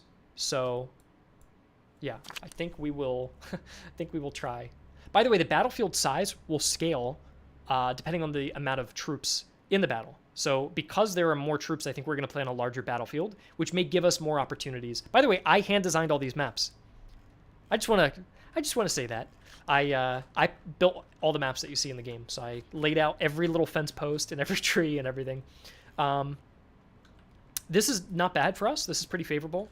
They have to cross this open ground. I do wish we had this hill, but we're not going to get it. What we could do is kind of play on a slant.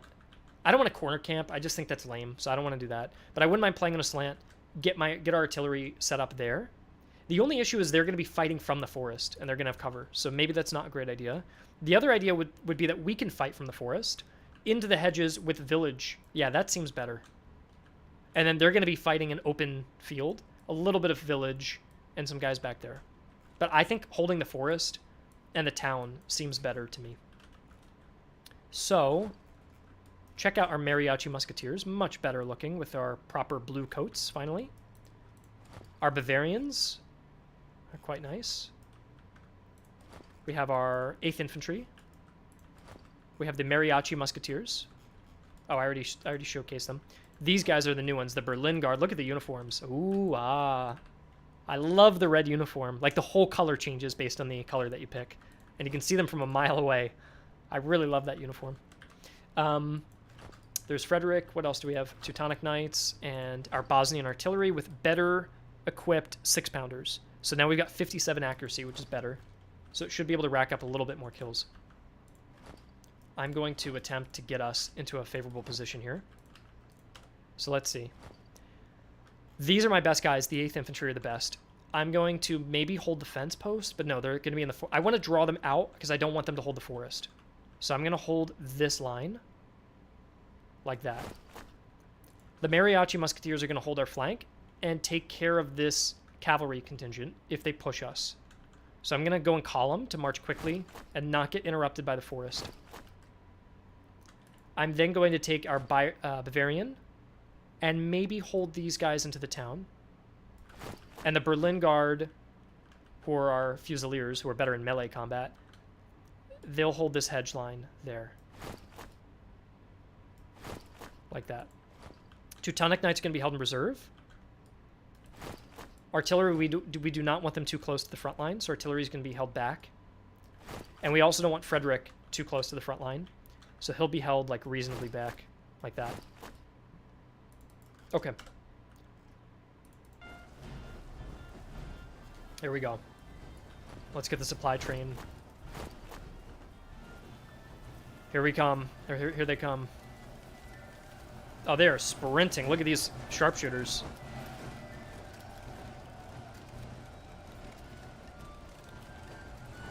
They've got fifers.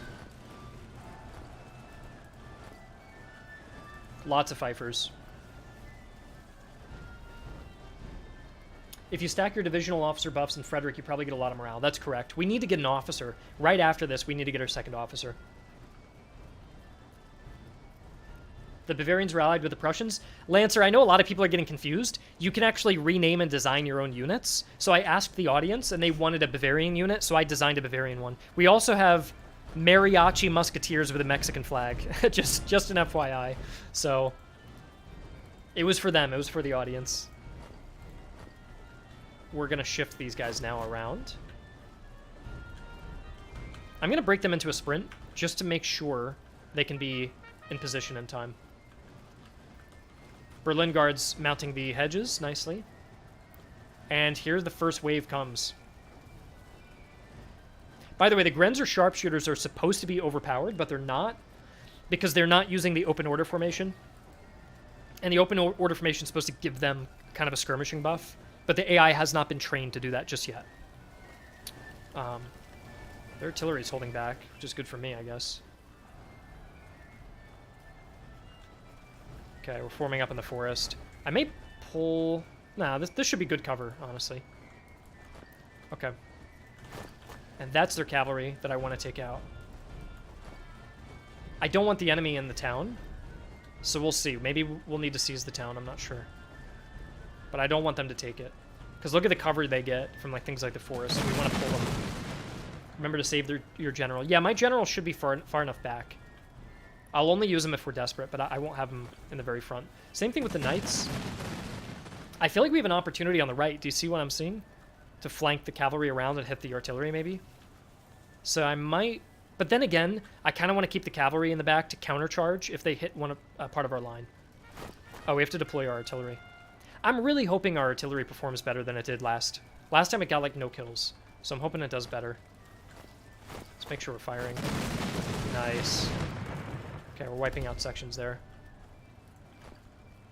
Okay, artillery missed all of its goddamn shots. Yeah, they're like hit or miss right now. Nope, no pun intended. Okay, hitting the recruits there. If the recruits push in, I'm kind of seeing an opportunity here, but I'm worried if I do that, they're going to flank me. So I think we'll go half risk. And just kind of close up a little bit. Okay, let's target the cavalry before they barrel into us. By the way, you'll notice the AI has a little bit of bunching, and that's something that we're still working on. So the intention is that the AI spreads out just a little bit more. Some battles you fight, they will spread out. It's a bit inconsistent right now, so we're still improving that. But so I've had battles where they go all the way down the line. And once we get rid of their cavalry, they should stop bunching up quite as much as well. Okay, we need to get ready for a countercharge because you can tell they're gearing up. There we go. Hit them, hit them. Turn off fire, volley fire. That officer in the back needs to get hit. They should get repelled as soon as they make impact. Yeah. Perfect, perfect. And our cavalry is able to fire over our infantry's heads on horseback. And we're going to countercharge in now. And they have an officer attached, but hopefully the Teutonic Knights can deal with them. Yeah, there you go. Now you can see the enemy's forming a little bit better of a line. It's just this unit is in an awkward spot. But you can see how hard it is to get AI to form lines. If you play Empire Total War or really any of these line battle games, you'll notice how hard it is to get the AI to do that.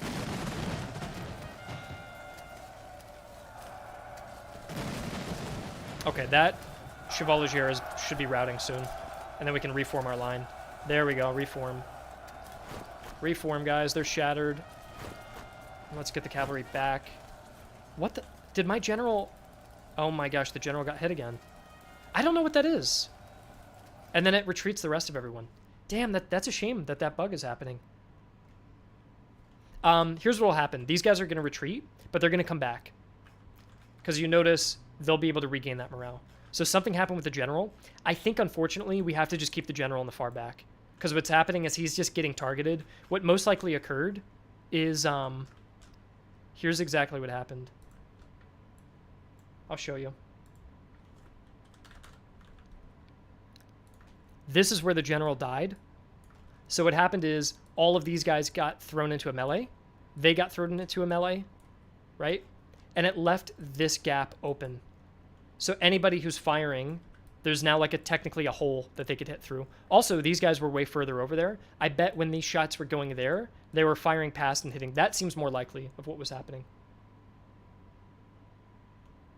But we should be able to rally these guys back. And we should be able to rally these guys back too. So let's see if we can kind of get everybody back and moving. We do have an officer on the left. He'll be able to regain the morale. Look, these guys are already doing okay. And the Berlin Guard will come back. Our artillery will also come back too. So we're going to be fine.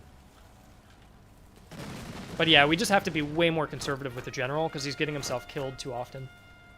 And our guys do not like when their general runs. Luckily, they have 100% cover pretty much in this town. Or in these buildings. So we should be able to regain that morale nicely. It's just taking on the rest of this army is a little bit tough. Luckily, is their cavalry gone? Or they still have a lot of cavalry, damn. And it's activating on the left there, you can see. I'm going to shift and really focus. If we take out the cavalry, we can take out the rest of the army, in my opinion. So the Mexican mariachi units are going to take those guys out. We should have rallied our Berlin Guard back. There we go.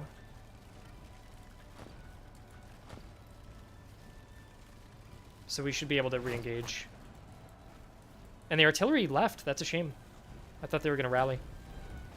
There we go. They're retreating.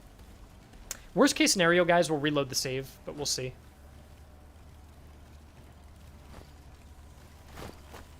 Worst case scenario, we'll just reload. But they should be able to rally as well. They'll come back.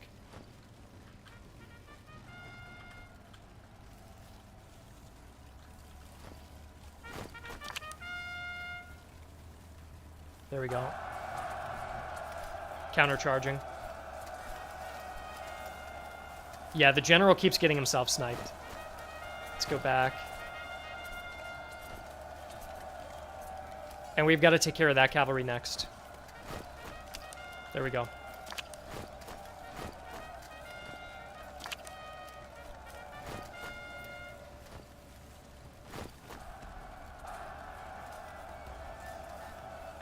Okay, we'll charge them in.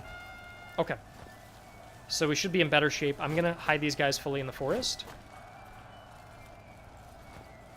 And let's focus fire on the same target now. I got to keep these guys hidden in the town because that morale is dangerously low. And we've got to focus fire down a few of their units.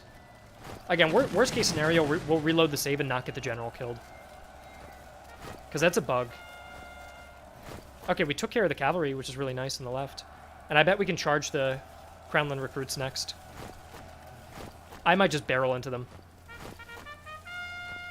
Hopefully we can get in there before they get a shot off. Oh, someone was asking about the trees.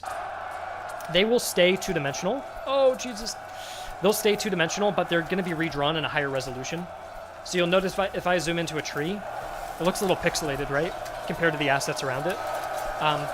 They'll get redrawn and they'll look nicer in the final version.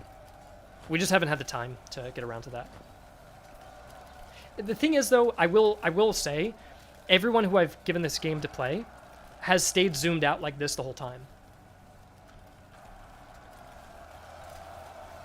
So it's tough to say. Like, we can critique the animations or critique the art assets, but most people who play don't even really pay attention to it. So it's tough to justify that kind of work. Our line is struggling a little bit. But I think, look, we can roll down the flank, and our cavalry will now be able to get around the left.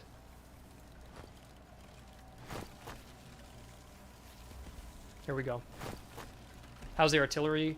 My artillery retreated when my general broke. See, they abandoned the guns.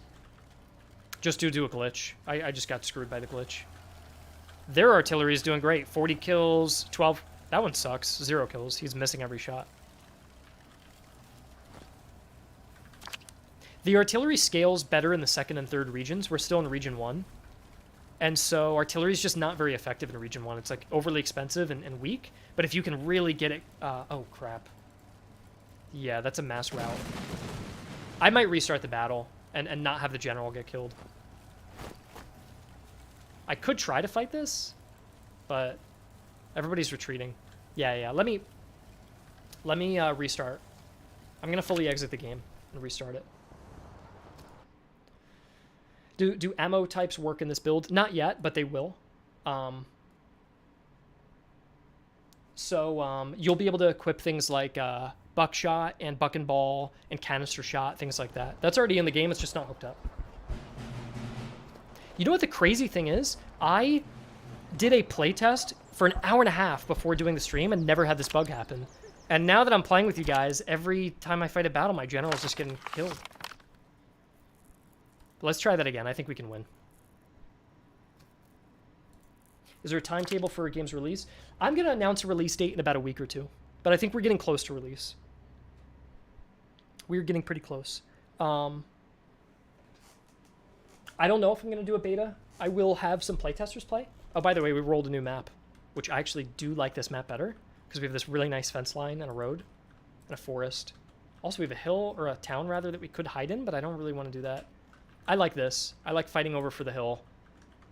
Let's try to draw troops up on the hedge, the hill, and then fall them back into the road. I'm going to go full columns. Get everybody to marching column.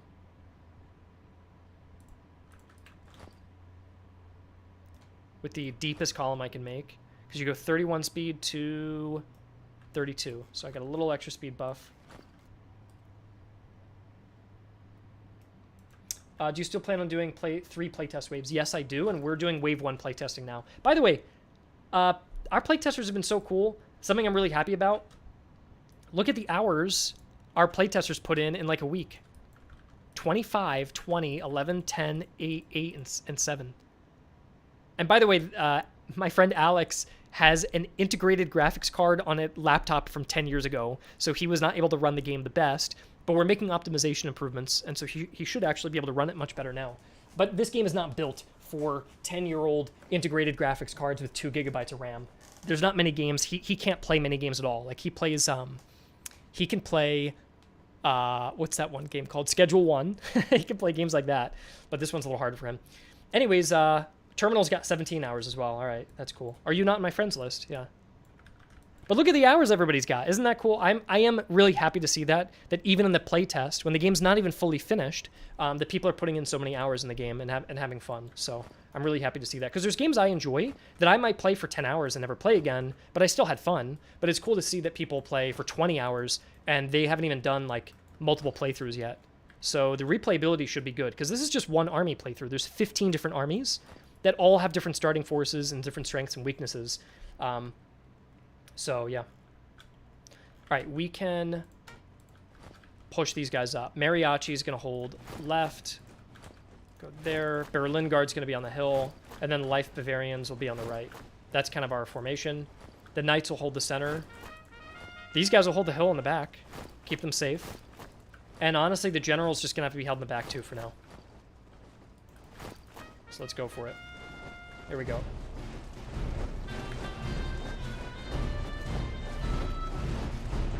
You can see how quick they move. In fact, the Mexican regiment, you can see how much quicker the Mexican regiment is moving than the Prussian one, and that's because of the items they have equipped. So they have a move speed plus 10 due to the foreign musicians, whereas these guys don't have any of that. So the musicians are actually really inspiring them to push up a lot further. Will Sweden be a possible nation in the future? I don't see a reason why we can't. The one thing, I'll just give a quick... The one thing, by the way, guys, I can actually play while I talk, is games like this, it's really hard to succeed on Steam. Most games fail, and you need a lot of money to make a good game, and you need a big team, and you need a lot of time. And that's really, really tough. And you guys saw it with Fire Maneuver. You saw that most of you who played didn't love that game, right? I didn't love that game, even though I worked on it for years and gave it my very best. It is really, really hard and very, very expensive. It's harder than any other project, any other job I've ever done, including anything on YouTube. Doesn't even come close to the difficulty. So I would love to do Sweden. I'd love to build out the game to be bigger. I'd love to eventually have multiplayer or modding or all of those things. That would be awesome. I'm a Total War player too, so I share the same desires you guys want. I'm not trying to like check a bunch of boxes for a publisher or something.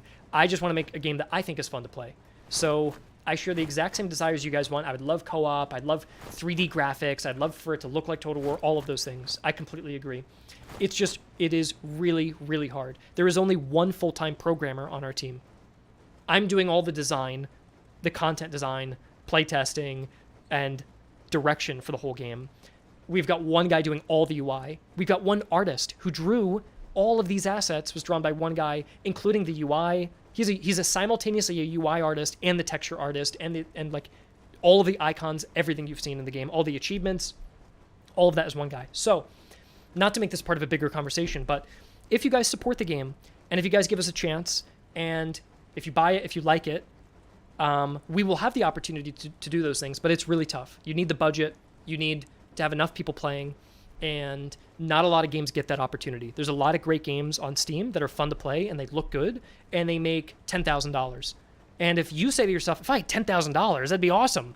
But then if someone spent 2 years on the game and now they're earning $5,000 a year, that obviously is a lot worse. And so I'm not saying that that's how much we'll earn. I'm just giving you guys an example. Like there's games I'm sure you guys love that really don't earn as much as you think. And there's also games that you've played that you love that earned way more than you think.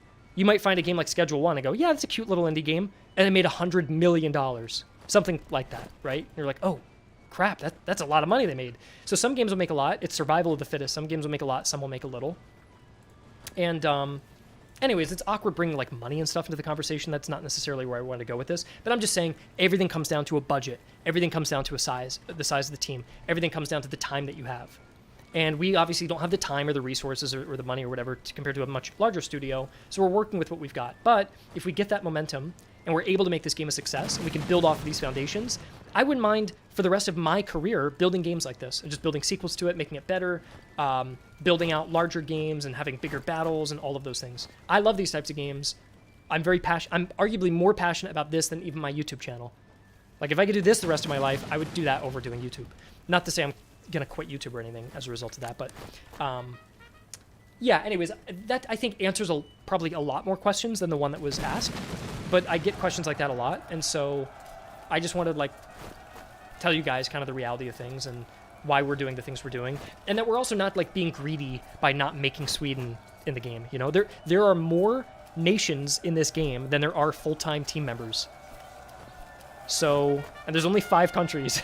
So it's a very small team. It's very difficult. Like I work weekends each time. The full-time programmer's working weekends. We're staying up all day, all night, trying to improve on the game and make it good. So we're doing everything we can. And the short answer to your question is that I would love to do Sweden. And if the game does well enough and people like it and we've got the budget to do it and the time, then I'll definitely want to add Sweden. So there's your short answer. But yeah, okay. Enemies pushing forward their cavalry, we're pushing them back, and then we just got to deal with the infantry. We're doing way better than we did last time already. I forgot to deploy my artillery, of course. We're going to countercharge with our cavalry and knock these guys out. Look at that. Slaughter them. They're encircled. So we get racked up a whole ton of kills. Move the cavalry on the far left flank and knock out the rest of the hussars. Draw up the infantry. And now we're in good shape. That is not good, though. Let's bring the cavalry back and countercharge. We're nailing the sharpshooters there. That's quite good. We're going to be drawn into that melee, though, soon enough. And the Teutonic Knights have really good stamina because we gave them those items. And so they're able to kind of respond rapidly, which is really nice. Okay, they're retreating.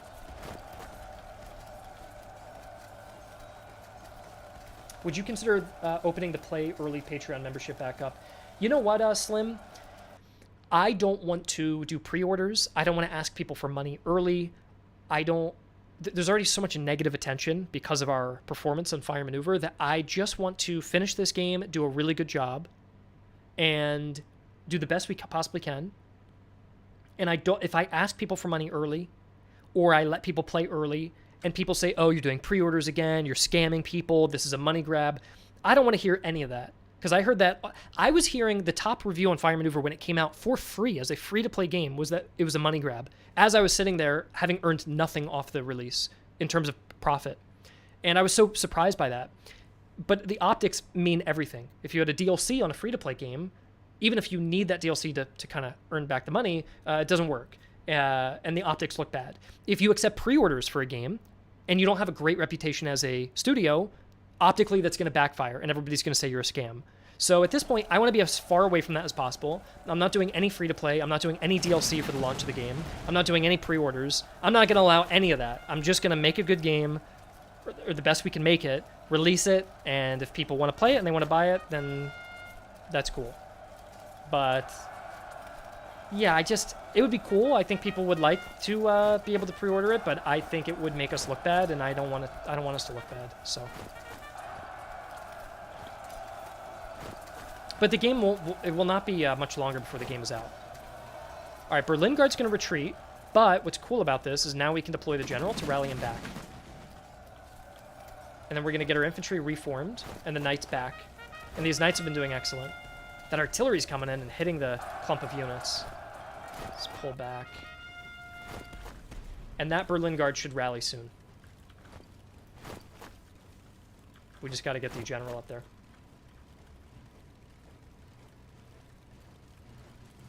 There we go. We're reforming. Enemies retreated. We're going to reform that morale.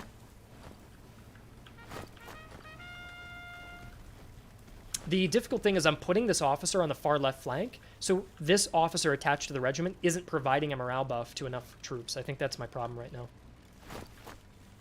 Frederick, though, should be... Look at that morale regain. It's already fully restored. That's perfect. We probably want to do the same thing over here. So I'm going to shift the general. Hopefully he doesn't get shot while doing this. At this point, we're performing well enough, though, that even if the general got sniped, we've got a really good solid battle line here. So we're going to move up and check this out. Should jump that morale up and start regaining it. Much better.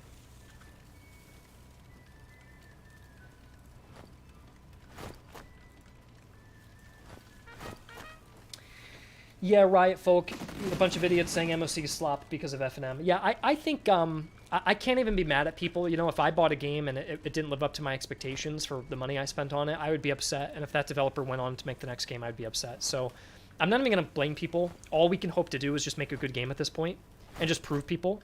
I think from you guys seeing this seems like an improvement on Fire Maneuver, right? Like, I'm having more fun. You guys obviously aren't playing, so you don't know. But I have more fun in this game than I had on Fire Maneuver. And we're not focusing on multiplayer and needing a bunch of people to be online at the same time for it to work. So, yeah, I think we've done a better job already, and I'm already proud of what we've been able to accomplish after having to move off of that game. Okay, I'm going to move the general back because he's in a dangerous position. How's the artillery doing? 7 kills. Yeah, the artillery sucks. I buffed them out a lot, and they're still just not doing great damage. You know what the issue is? They only have 3 guns. If we can upgrade this artillery piece, we can get up to 5 guns. I can only put 2 hours in Fire Maneuver, but I put 25 in MOC. Yeah, I know. I know. I noticed all the playtesters I've given it to so far have pretty much averaged 10 hours of playtime in like a week. Whereas the people I would give to Fire Maneuver, they would play it for like 30 minutes, and they were like, oh, it's okay. So I think people are already enjoying this game a lot more, which is nice to see. Okay, look at this. We got a clear route to knock out that artillery in the back. Also, we could chop down these Fusiliers if we wanted to. And this was a harder battle. This was the high-risk battle, right? And what's cool about the high-risk battles, because this was an encamped army, is that if we win, we get a new army doctrine. So we can actually upgrade the whole army if we win this, on top of getting a ton of loot. So this could be really excellent for our army. I'm also going to try to gun these guys down. They're reloading. What's cool about the AI is they'll actually retreat, fully reload, and then move back up to the front. So they kind of like resupply and wait for their morale to go back up. I'm going to try to shoot them, though. Uh-oh. They're turning to fire at me. I can't get that charge off in time. I got to fall back because our guys are exhausted. I'm just going to hope we go out of their range. That they can't... Oh, gosh, they're hitting me from here. They can really hit me from here? That's so much range. They must have rifles. All right, we're falling back.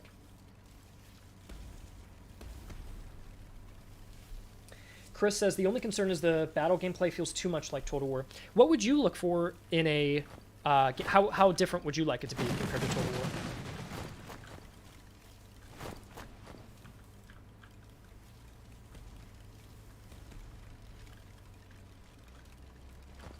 Like you would want more, like a more hardcore system or something like that? Or like what's something that you would want to differentiate it? I know order delays are pretty popular now. But the thing is, after playing this game, if I had order delays, I would just kind of be frustrated. Like, I don't know. I like the responsiveness of commanding the units and getting them to push up. They already move pretty slowly. Like, look how slow these guys are going to move. If I had to wait 15 seconds for an order delay before it got there, then, yeah, I don't know.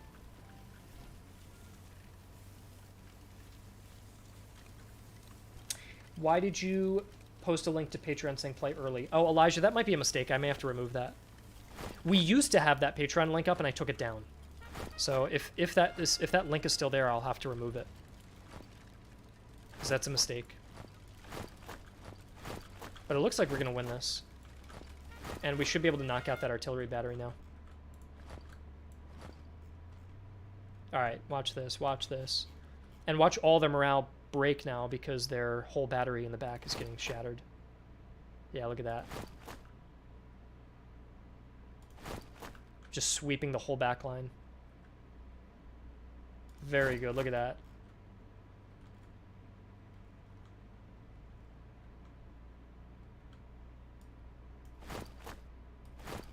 And then we'll recharge the last troops. There we go. Let's get in there.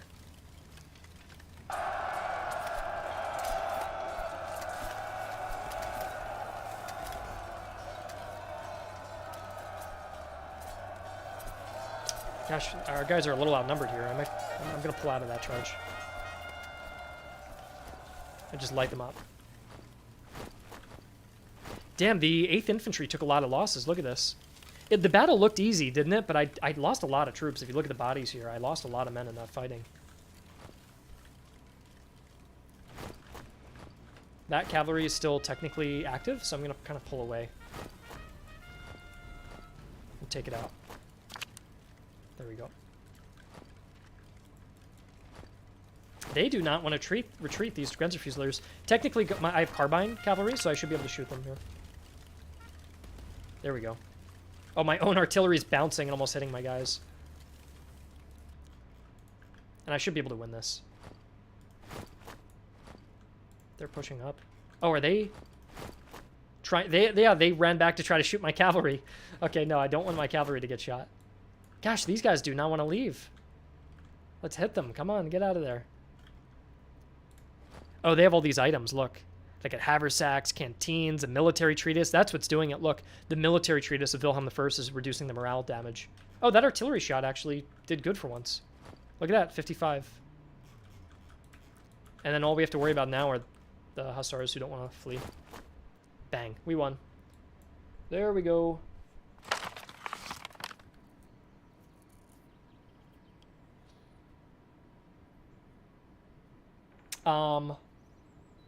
Look at all the loot we got. Look at the loot we got. So we're going to build a big army now. And do we want money? 700 cash isn't even that much. I feel like I'm going to get rich, but maybe we do want the cash. We don't need manpower. I really don't think we need it. 2,000 army experience. What would you guys go for, the exchange or the ransom? I'll do a Q&A after the gameplay, yeah. I think the experience might be better to get veterans. Let's go for it. And we get a new army doctrine. Check this out. So what do you guys think we should take? This is a permanent modifier we get. Campaign move speed +5 for every horse in the camp inventory. I don't think this works. I think I tested it, and I don't think it's working properly. So but I don't know. But let's not risk it. We have Blitz. Campaign enforced campaign speed in forced march is +10%, but your visibility is down by 10% forced march. Or active officer abilities. That one doesn't matter. I'm going Blitz. I'm going Blitz, yeah. Blitz is way better. Because we only have one officer. So it's not that beneficial. Look at all the uniforms we've captured after the bodies have been looted. We got boots and we got gaiters and shoes, which should improve our movement speeds. If the Mariachi Musketeers are already fast, let's make them really fast. Move speed +10 or +5? Let's go +10. So these guys should be really fast now. And let's get our elite infantry musketeers. Actually, I kind of see the Bavarians as being quicker and more agile. So I might give them the gaiters. And I feel like the 8th infantry are slower and more methodical. We also have Neustadt muskets. We don't need those yet. I want to keep a Potsdam, but I want to sell this. Canteens are nice for endurance. I might give that to my good infantry units here. I'm going to sell this off and sell the blanket rolls. Let's go to Landshut, and I'm going to blitz, or use the forced march. Let's get there. We got 500 manpower, which is good. Let's refill any of the last manpower we're missing. Just need to buy a little bit more. Okay, that's good. Let's fully refill. There we go. Cavalry can't be upgraded. These guys can't be upgraded yet. Why can't the Bosnian artillery get upgraded? Huh. They might be at max level. Maybe that's why. That's strange, though. Look how close these guys are to being level 3. If they're level 3, you get to make them veteran musketeers. Renamed the officer to Ost von Preußen. Okay. Ost Von Preußen, there you go. Oh, our officer got an upgrade finally, too. So we have got reload speed plus 15% and a supply wagon. We also rolled, what? Rapid fire, reload speed plus 25%, or confident morale plus 10, or range plus... These are all good. Okay, so here's the one thing I'll tell you guys. Circular skills have to be active. They're activated abilities. You click them and they last like 15 seconds, and then they disappear after. The confident and precise are passives, so they're a little slower. But they are always on. Does experience get shared between everyone? So 800 experience goes to every regiment. It gets split between everyone, right, folks? So if it says 800 experience, it gets evenly distributed. Precise. Everyone's going, wow, precise, rapid, precise, confident, precise. Everyone's saying precise. Interesting. We'll do a poll. We'll do a poll. Which ability? Do you want that extra little... These are all memes. The funny thing is both of these are meme pictures, which is funny. I'll let you guys vote on the one we take. How long have we been streaming for, by the way? We're still in the first region after... It's only been 2 hours. Okay. Wow, there's 400 people here. To everyone watching, thank you guys so much for coming. If I stream on my main YouTube channel with 2.4 million subscribers, I get 100 people watching. so it's really cool to see you guys here. I thought there were like 50 people that there would be here. There's 381. Thank you guys so much for watching. I appreciate all the support. If you haven't already, wish listing the game helps a ton. So if you go to our Steam page and check out the wish list button, it's free. It doesn't cost any money to do. You just click wish list, and it will boost the game's visibility. So you will actually increase the chance of the game succeeding by just pressing wish list. That's it. It's just one button. Very simple. Let's see what one. Confident one. All right, we're going confident. I think we need the morale. The morale is good. And then if we drill, first of all, let's sell all this crap. Someone asked, why didn't I equip all of the items? The reason I didn't equip everything is because I want to make money, because I need the money to get more units. So it's more important to me to get the unit than it is to equip the items. Especially because a lot of these items are just captured uniforms. You can't really equip these anyways. So I have 336. That should be enough for another cantonist. I think that's worth picking up another recruit. So we have another unit to design. I need an officer. Oh, I completely forgot to get an officer. I completely forgot to get an officer.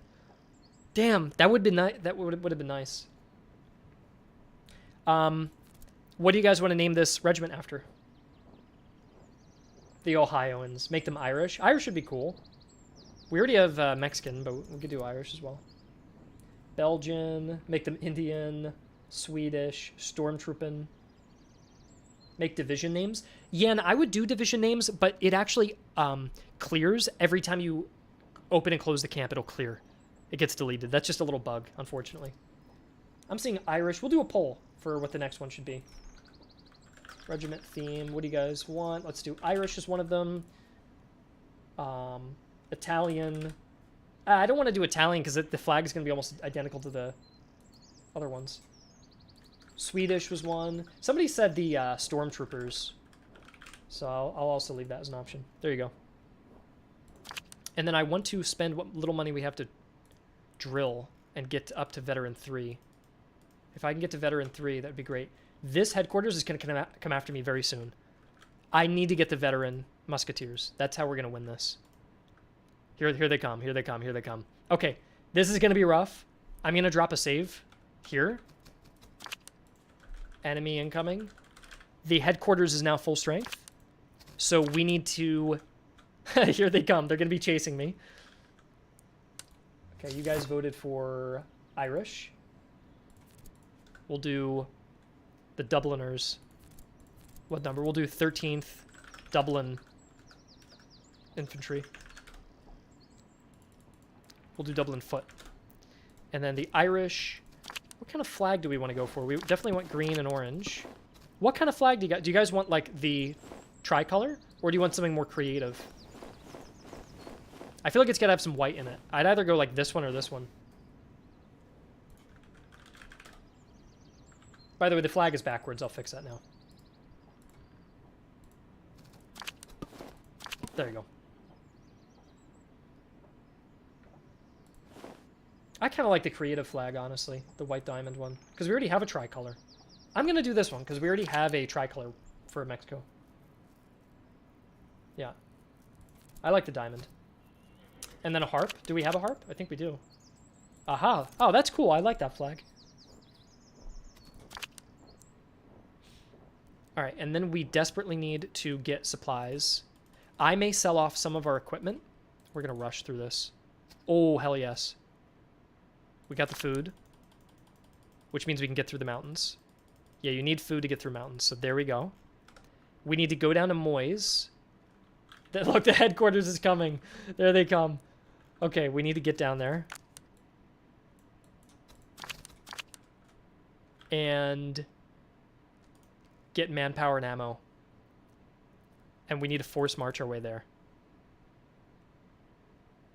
Okay. Okay, here we go. Ammo's kind of cheap. We need to sell something off. We really need to. We're going to sell the gun. And we got to sell the boots. 75 value. 75 value. We're going to sell the boots. Our artillery is doing so bad right now that I may want to sell something off. If I sell the iron gun, if I sell our iron gun,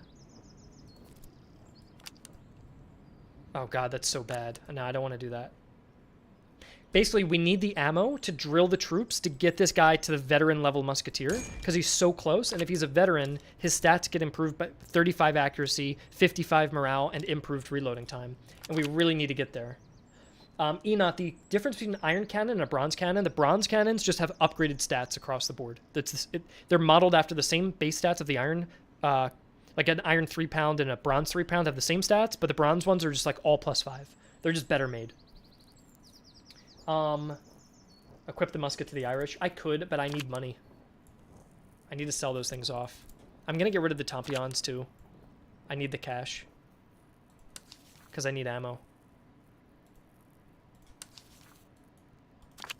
There. That gets me 127. Do I need manpower? Yes, we need a little manpower. Be 169. We're not going to be able to afford it. Do I go risky? Here, let's reduce the artillery guns and give that instead to the cavalry. Damn, that did not help very much at all. I'll reduce the recruits and give it to them. There, that's smart. Then now we don't need manpower. We just need ammo. I have 58 left. Is this enough to drill? Oh, I have to restart the game. The drill button gets disabled. You have to restart. So, or I just have to like reboot. That's all. We're really close though. That final boss army I may not survive against. I really may not survive against that boss army. Can you steal ammunition? Dude, you're right. You're right. I can steal the ammunition. You're a genius. I completely forgot I can do that. I completely forgot. I can steal. How did I forget? In my own goddamn game. Okay, so now we can drill. What we'll do is we're going to drill the troops first. Use all of the ammo. Check these guys. They're still very close. We're going to loot and raid the village. And we're going to steal money. Oh, they're stuck in the mountains. Look at that. Or are they just completely frozen there? I may have to go after them, actually. I think I got lucky. They're stuck in the mountains. So we will have to go to them. So I'm going to raid down this village and take all of its money. I completely forgot we could do this as an option.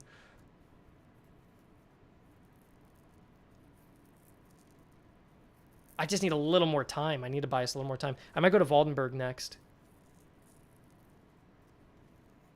Because I also need food. There we go. Let's go to Waldenburg. Let's forage on the way there. That army, I caught their attention. Hopefully I don't... Oh, gosh, it's winter. I might need to take out that 7K army first before taking on the boss. Yeah. Okay. We'll see. I'm going to rush to get here. The food consumption's going to go crazy down. So we now have enough to get our food back.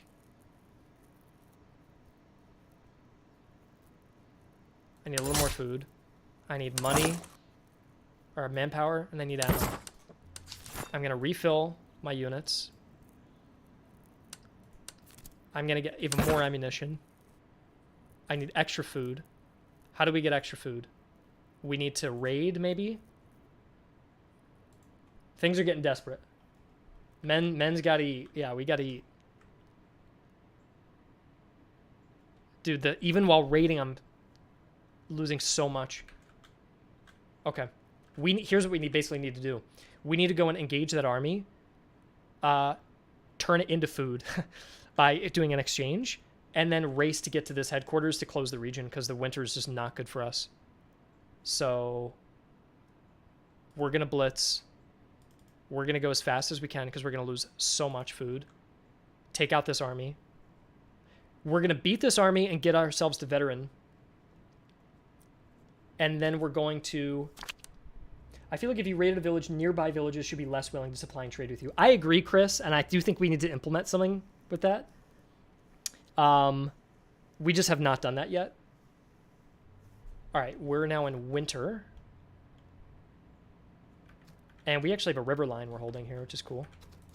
Damn, I kind of wanted to fight that big end game battle, but I think we're just a little not ready just yet. Here's our new Irish troops. We gotta ford the river. And if we ford the river, where do we want to go? We're facing a very similar army to what we fought before. A bunch of Grenzers and a bunch of cavalry. Maybe I'll just hold the river line and make them cross it, because they have so much cavalry. This way they slow down massively. If I, like, hold back here, I think I'll just hold the river line, which would force them to cross it if they wanted to come after me.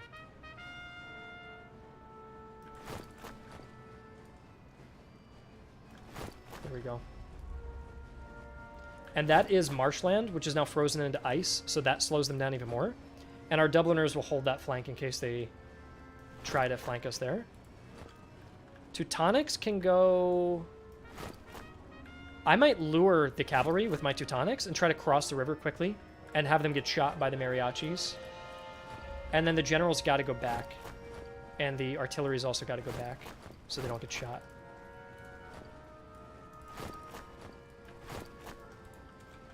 Okay.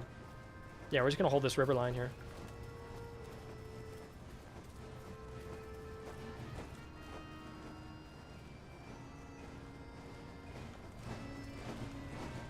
Yeah, they're marching up fast.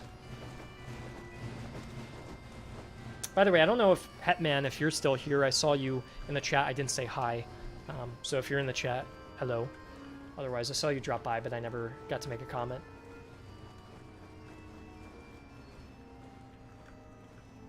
Okay, here they come.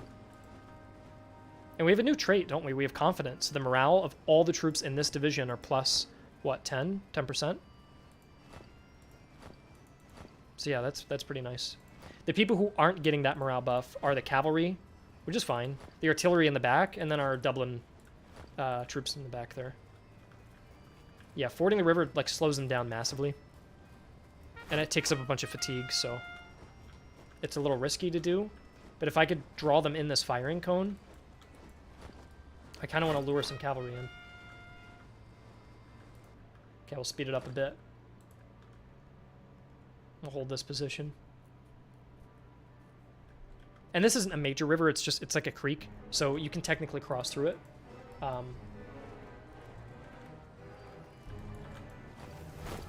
But it'll just slow them down. Will there be an AI army that plays more aggressively and those who play more defensively? Phil, we're thinking about making it so if the enemy has artillery superiority, that they will pretty much hang back, take a position up here, like they have now, and just bomb you and make... Basically, what the AI would do is just like hold the hill position, and you'd have to come after them. We just haven't done that yet, and I don't want to break... Oh, crap. There they go. They're using that bridge a little bit. I don't want to break the AI or anything, or make it suddenly worse by trying to implement more advanced behaviors yet. I want to get like the base AI working pretty nicely before making any significant changes. All right. Veteran Hussars are... Yeah, veteran Hussars are tough. Their melee is 96. I need to get my general up to support them, and my general might get killed in the process, but...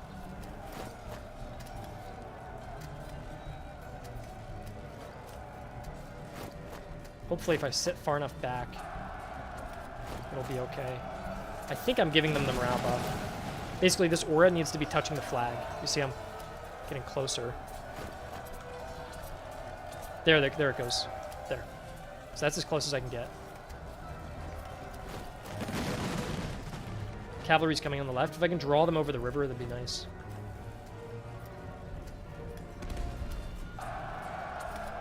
I don't know if I'm going to survive this. 34 morale, 46. And my guys are getting tired. Oh, no, we're getting shot at now, too. I'm going to try to pull back before my guys get shattered. And then try to fire at them. This is not good. Veteran hussars are so dangerous. They're so dangerous. What I really should have done is I should have had my cavalry in the back, ready to countercharge if I needed to. They're retreating. That's fine. Let's boost the morale back up. There we go. They're switching targets. I'm back. Let's take pot shots. Damn, that cavalry's really breaking through the center. Just trying to hold them off. And I turned off volley fire, so guys are shooting as soon as they get to the firing line. Luckily, the enemy, you can see they're tired. They're just moving much slower. I'm going to countercharge them, because they're stationary, and see if that momentum can help me. These dragoons are tough, too. Damn, the veteran hussars are just insane. If I get up, I can boost that morale. Come on. No, no, no, no, no, no. Okay, I boosted the morale. Wow, this is tough. Okay, Teutonic Knights, get in here, guys. We need you.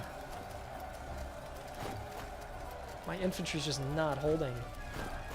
Oh, they retreated. They retreated. The enemy did. That's fantastic.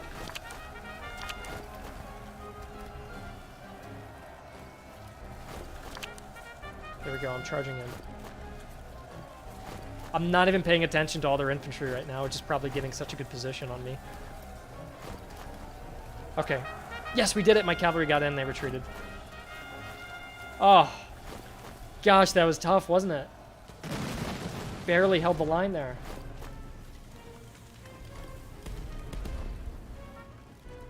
Yeah, the veteran hussars are the best light cavalry in the entire game. So... Okay, we're holding the river line. This actually worked. Some more cavalry. That cavalry is so damn good.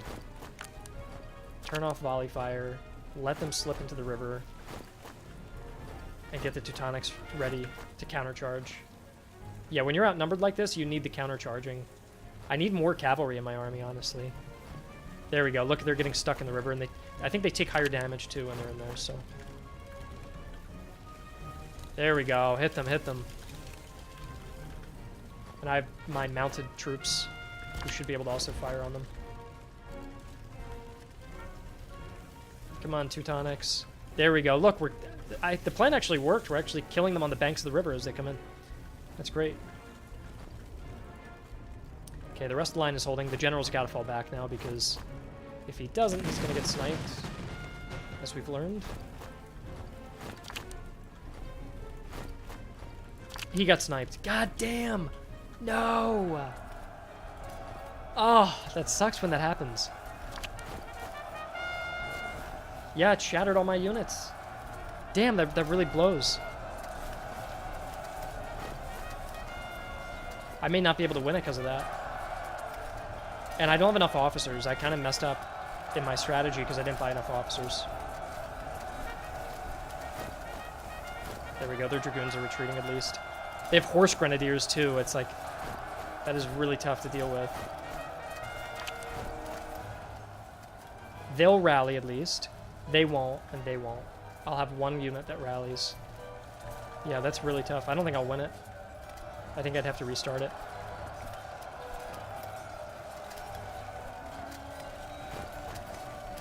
Yeah, the enemy just has way too strong cavalry. That's our issue.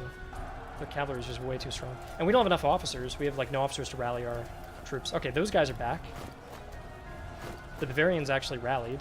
Enemies crossing the river there.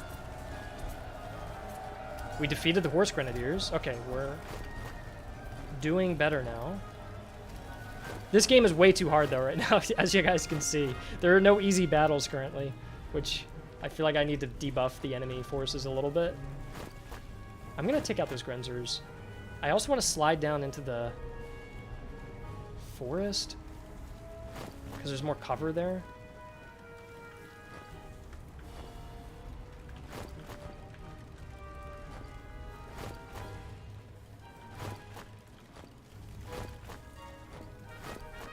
Ah, gosh.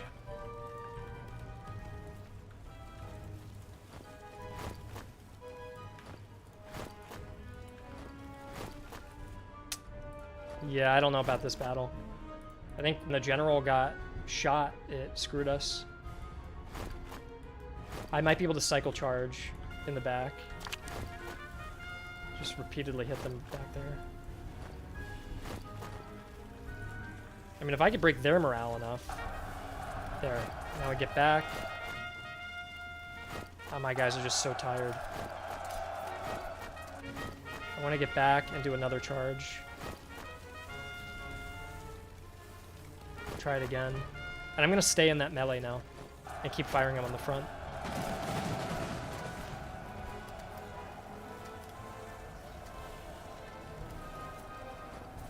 Okay, I broke the enemy there. There we go.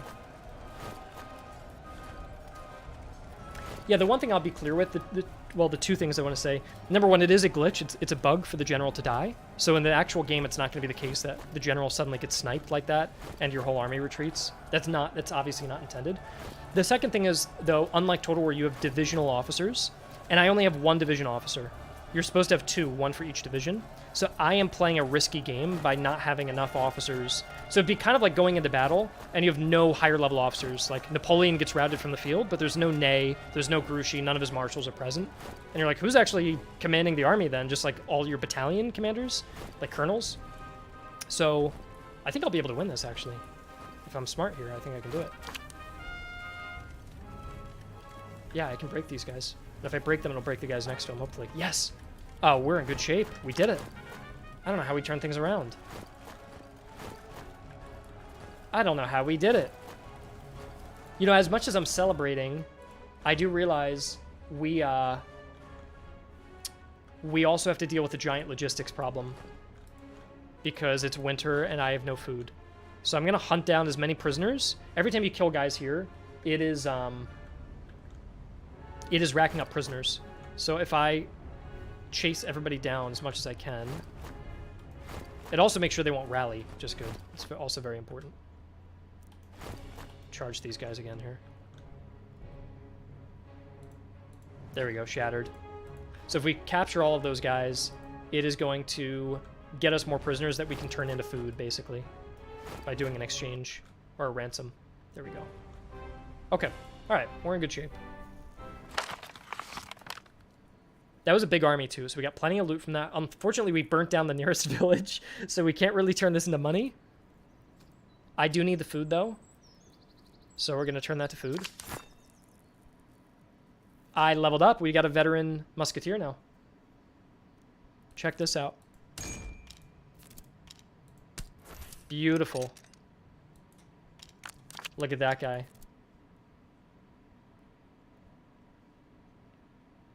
So that is good. We need an officer, though. We have enough. We have 300 food. We're consuming way too much. We're going to go into foraging mode. We got lots of cash. I'm going to replenish whoever I can. No one else can get an upgrade right now. Refined bayonets. We need every advantage we can get at this point. I'm going to equip what I can. We need morale, don't we? Because morale just keeps plummeting. So we're going to equip some haversacks. I'm going to give the drill master over to the Irish so they can upgrade quicker into veterancy. I'm going to give... I don't need these guns. A limber chest we don't need. I might keep these other haversacks too. And give them to someone. Maybe the Bavarians can get the haversacks. and the cross. There, my morale situation should be much better. That village is burnt down, I'm pretty sure, to a crisp. And I need to get to that. This is the army I have to engage on the right to win the region. I think if I had to plan this out, we need to go straight up to the city, grab an officer, and then grab more food and go right. I think that's what we have to do. So we got to cross a lot of open ground. We're going to be losing 34 food a day. If we go into foraging, we're losing 11. Okay, not bad. I think we could forage our way there.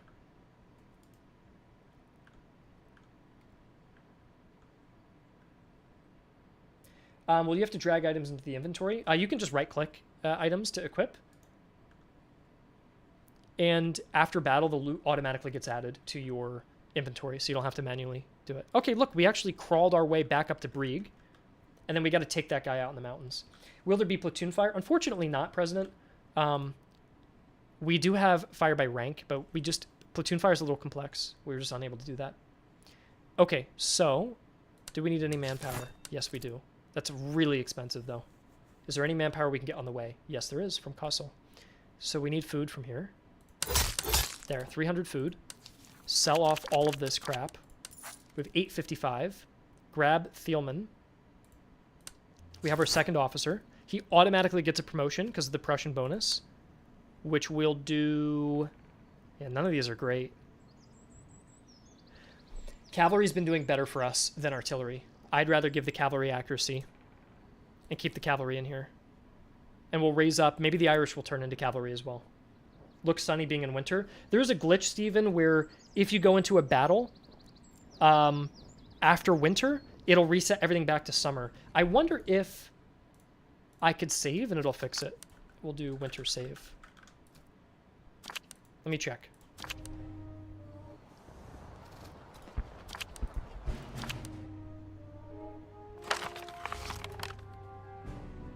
No, it didn't work. It's just a bug. That can be easy enough to fix.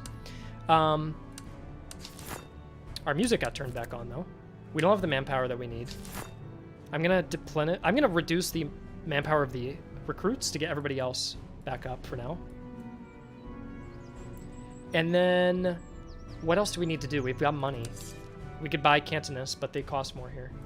Will they cost more here? No. Let's go to Kosal and pick up some more units and manpower. And then we're going to engage the final army. We got manpower that we needed. A little more food. 550. Could we get 550? No. I think we just get more recruits then. Just like that. Replenish these guys. And I get a little bit more manpower that we can't afford. If we can't afford the manpower, I'll sell something off. I will sell off maybe the haversack. What's their morale at? 55? These guys don't need it. They have 60, yeah. So sell the haversack. Go back up to 110. Grab more manpower. And then replenish them. That puts us in a good spot. Rename, rename. Everyone's going, rename, rename. Okay, okay.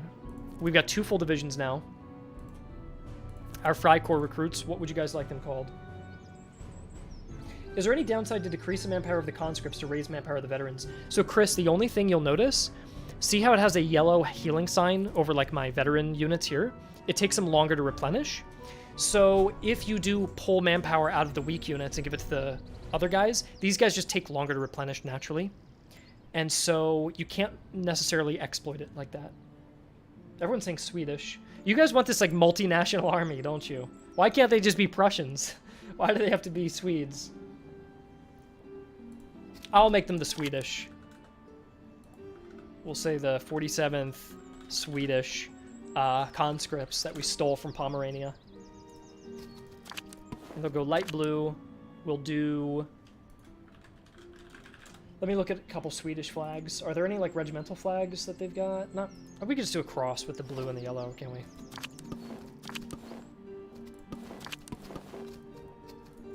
And then what color, or what kind of emblem do we want to give the Swedes?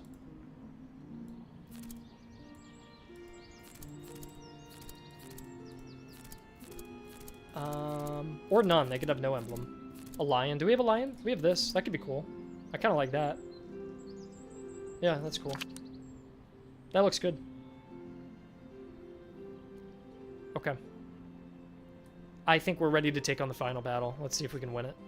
We're going for it. Forest should be less attrition than mountains. But we're just going to go directly to engage. We're going to be out of food soon. Here we go. There we go. There we go. That's the final battle. Okay. Here we go. So, our... Can you have more than 3 divisions? Joe, you can have up to 5 divisions. 5 divisions.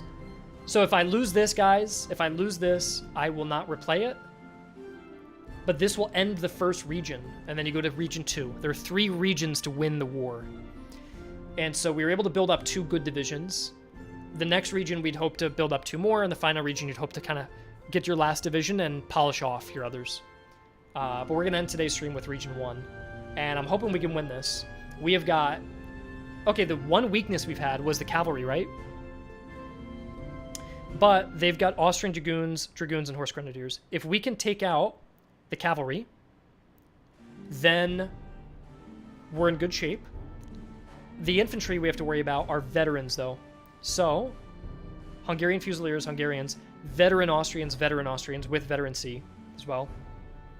And then Crownland troops and more artillery. They're going to have 4 artillery batteries. Yeah.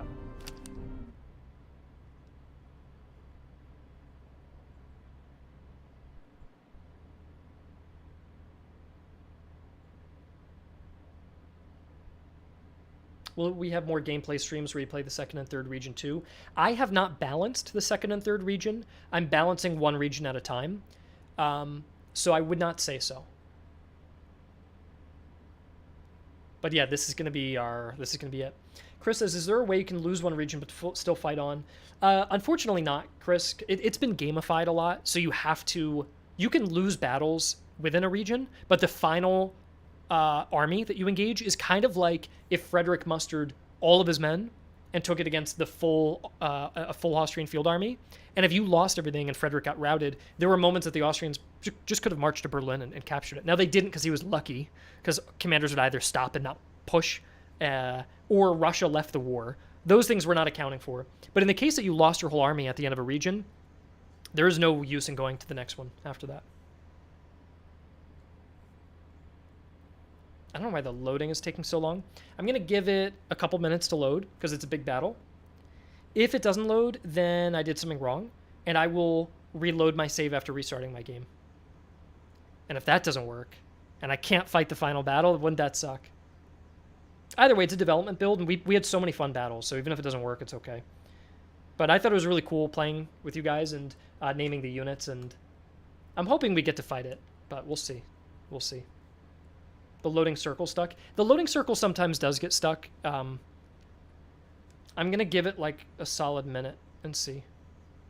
And I can always just restart the game and load my save.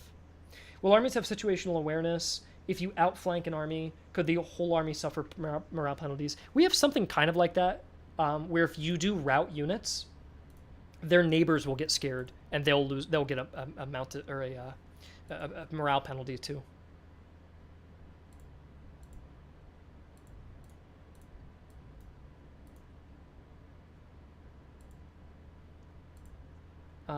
Yeah, I think it is frozen. Let me try and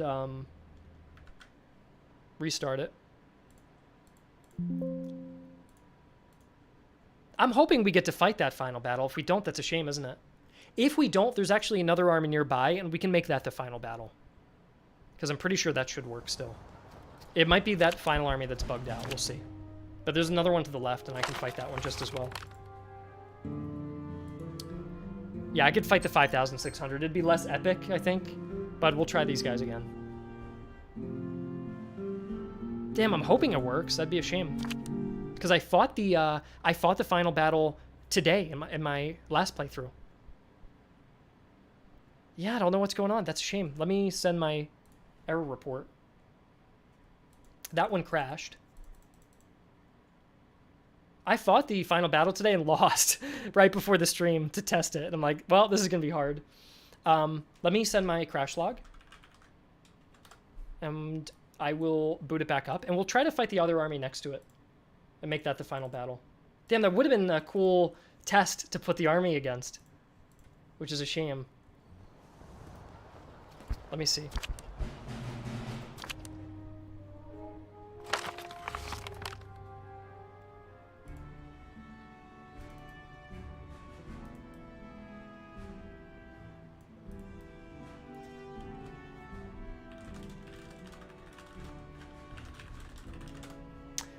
Let me try to fight this other battle and see if it works. Let's see if I can fight them. They still have decent units. It's all grenadiers and elite units. I could even leave a few of my units behind if this one works. We'll see. We will see.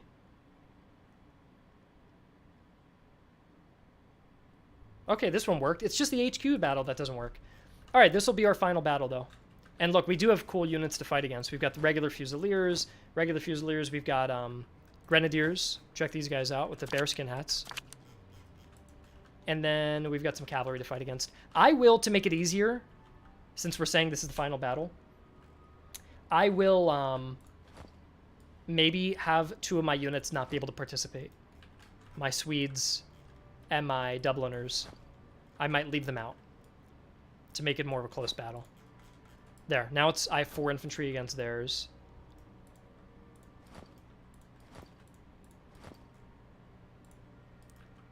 And we'll keep these guys in deep reserve.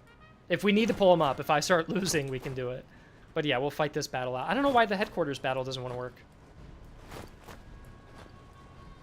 I'll also give it one more try after this battle. If we win this, I will try that battle one more time. Rustic.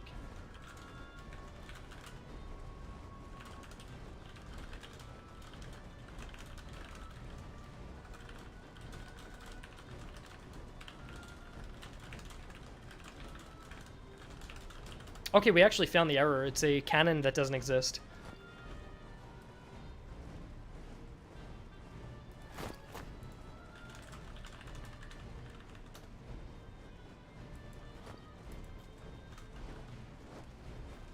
And here's their infantry's kind of stuck in the forest, so we have a little opportunity to kind of like seize the hill and push up a little bit.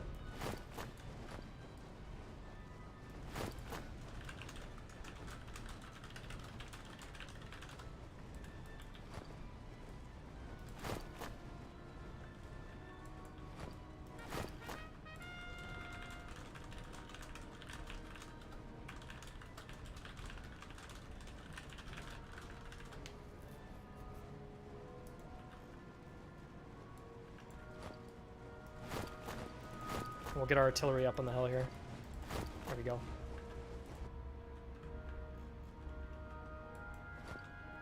Okay, artillery's firing. The cavalry's trying to sneak around the side, yeah. We have our reserves, our deep reserves.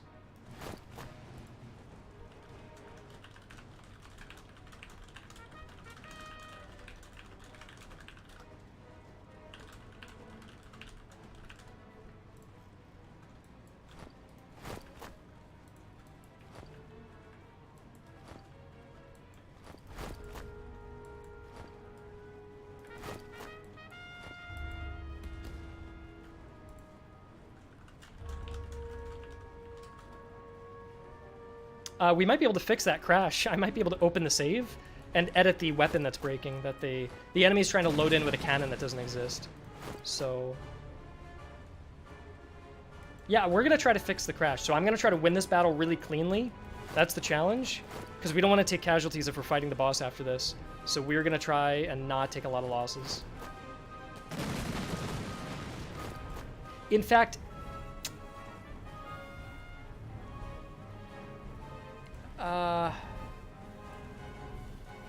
no, I'll fight this. I'll fight this. I was going to say, I could just load back and not fight this battle, and we could go straight for the headquarters. But I think I can win this pretty well. especially if we deploy all of our units. I think we can try and fight that headquarters battle. I have to open the save and find the weapon that they're using, and if I can replace it.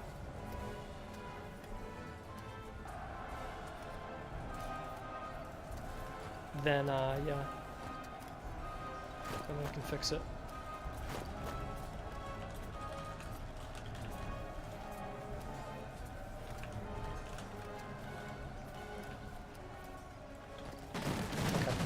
Forming our lines. Let's see how those grenadiers do. We have not fought grenadiers yet. Here they are. They're a little scary. Let's form up. And then our mariachis are taking care of those Chevalier. That's good. And then our cavalry is on this deep flanking mission. I want to go around and knock out their artillery and then go through the back. That's my plan. In fact, I may even just hang out and shoot these guys on the side for a little bit and then do that. The AI has a good battle line here, you can see, though.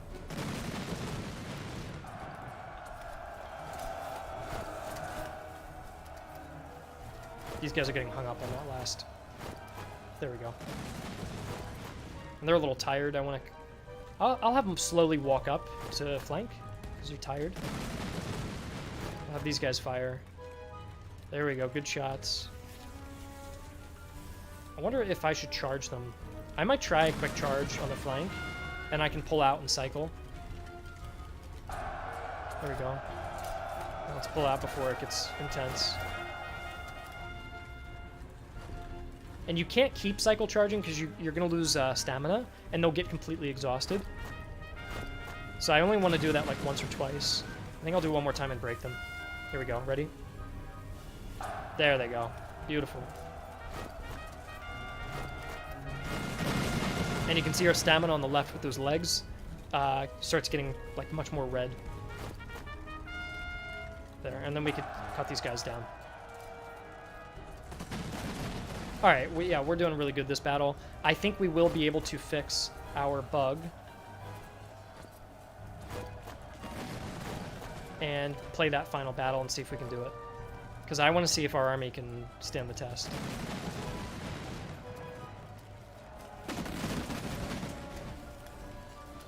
I'm going to now knock out that artillery, because it's a pretty easy target for me. Fast forward a little bit and get up there.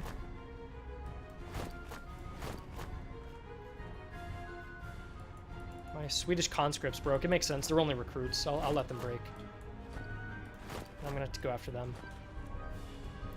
And we're hitting the grenadiers on that flank there, which is really good. I'll move up right behind them. And I'll move my conscripts back up. They're retreating. Let's hit them. We can grind all those prisoners out. Nice. Get some army experience as well.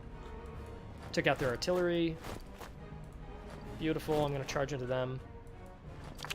There we go. Mass charges, boys. There we go. There we go. Grind out a little veterancy. Is there anybody left? They're left. There we go. We won. Very good. Very good. So, here's what we're going to do now. We need the manpower to refill from the losses from that battle. We got promotions, which is actually quite good for that next battle. There we go. We're going to get everyone back up to full strength. Can anyone get an upgrade? Oh, we can get a couple upgrades. We can go veteran musketeers.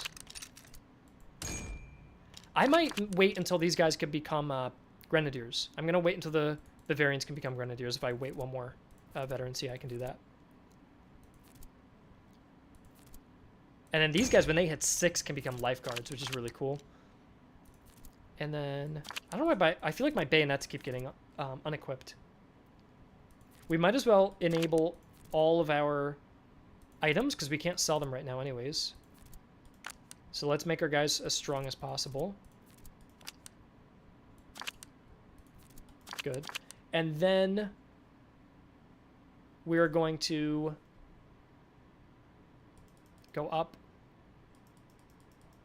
and save. And we'll call it Final Battle.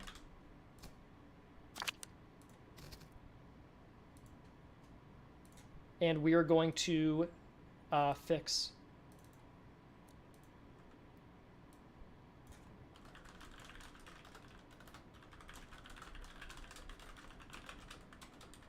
We're going to fix that artillery piece.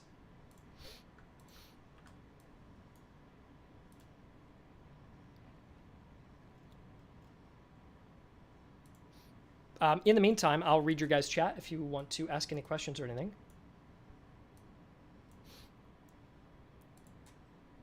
And I'm hoping we get to fight that final battle.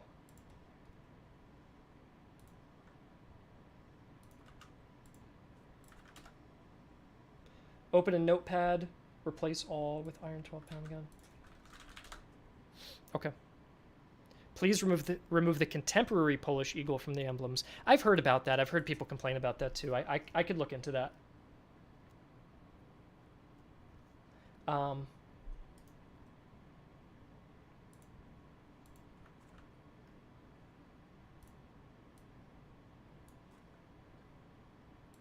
Give me 1 second.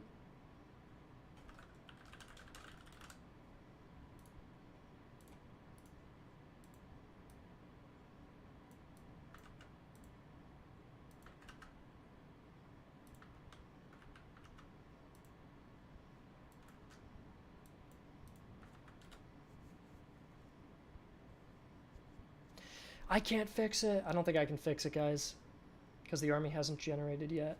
I'm fucked, yeah. Damn, yeah, I don't think I can play it. I don't think I can fight that final battle. That's a shame. Try to launch the battle again. I think they are basically getting equipped. Let me try this again.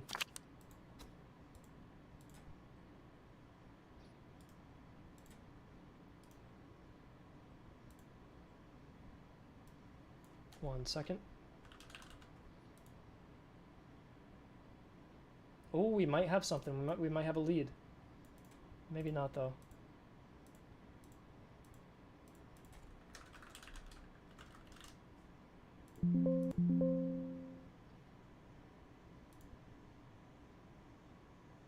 Zero hits. Yeah, I don't think so.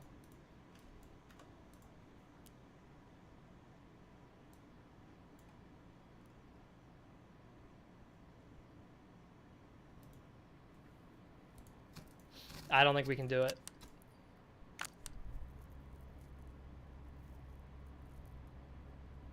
Because it's trying to load a cannon that's not there.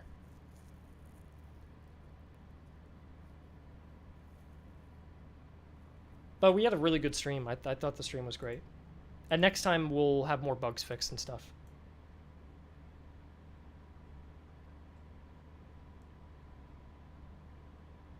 A sequel with the Great Northern War. Well, I think, Snake, that we could probably just add Sweden into this game, probably.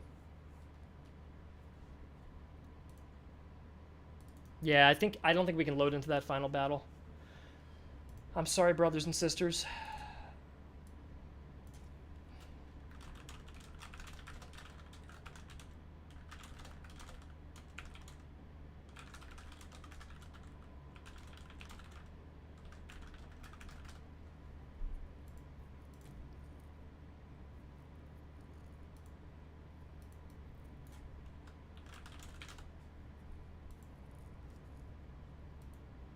I'm looking for solutions.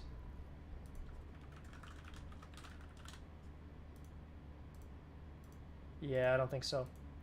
I was thinking if I could open the game files and actually manually swap the item out, but that item isn't generating until the battle begins, but by the time the battle begins, the game breaks, so I don't think I can do it. Training... Oh, I found training cannon. Huh, I think I found something. Hold on a tick. Hold on a tick.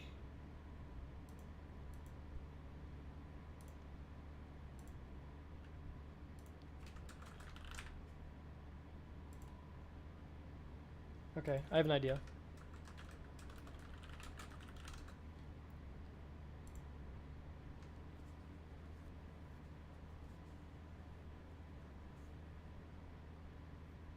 Um...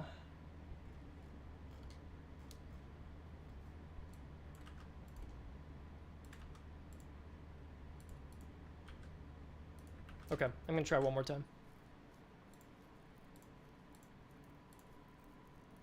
And then we'll just do a little Q&A, and then I'll head out.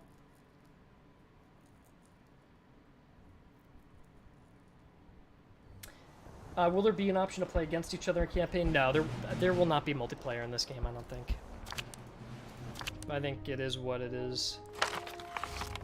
If the game does well, like, we can make multiplayer games. We have the capability to make multiplayer games. Damn, all my troops are damaged.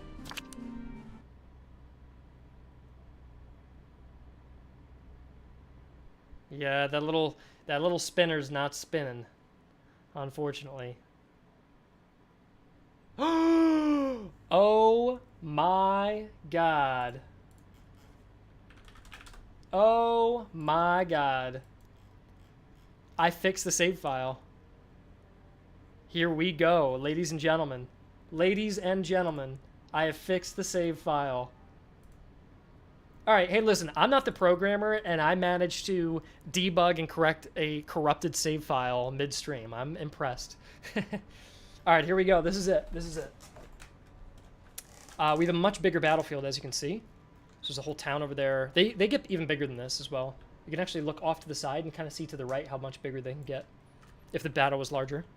We have a huge open area to fight in. A hill to fight on the left. I think we've actually been on this battlefield before. Where do you guys think... Should I skew right and try to hold the town? Or skew left and try to hold the hill on the open ground? What are you guys thinking?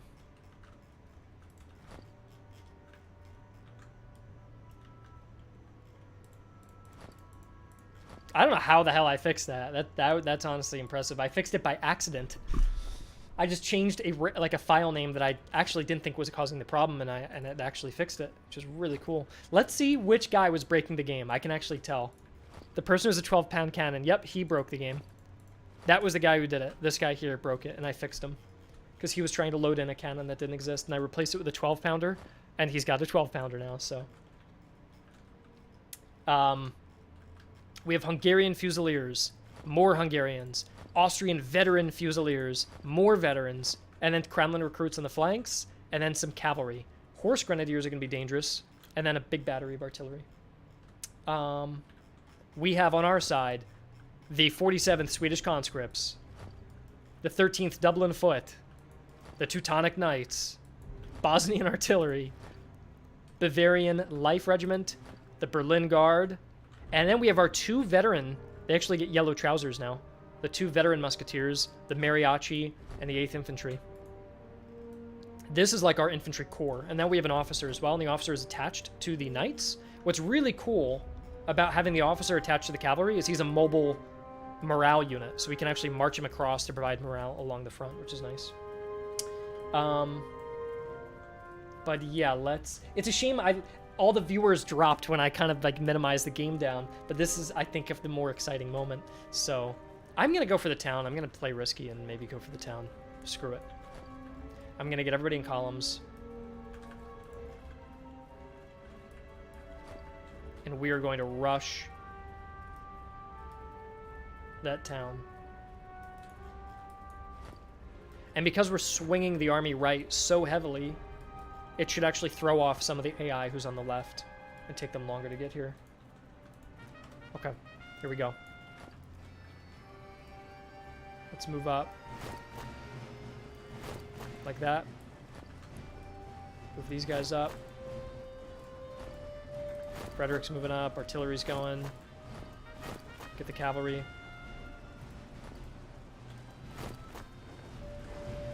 Alright, here we go. Look at the mariachi units. Look how fast they go compared to everyone else. You have to respect the mariachi units. They're so goddamn fast. I give them boots, too. I give them sturdy shoes. Oh, Jesus. Oh, my God, the artillery. Okay, you have to feel bad for the mariachi soldiers who never even got to the front line before they just got wiped out in a split second. Yeah, damn, the morale penalty. Holy shit. Wow, we're in column and we are getting smashed by their artillery. Okay, well, we gotta form up soon. Unfortunately, the enemy's going to be kind of in that forest. I'm going to rush these guys up and pull them there. These guys are going to go here.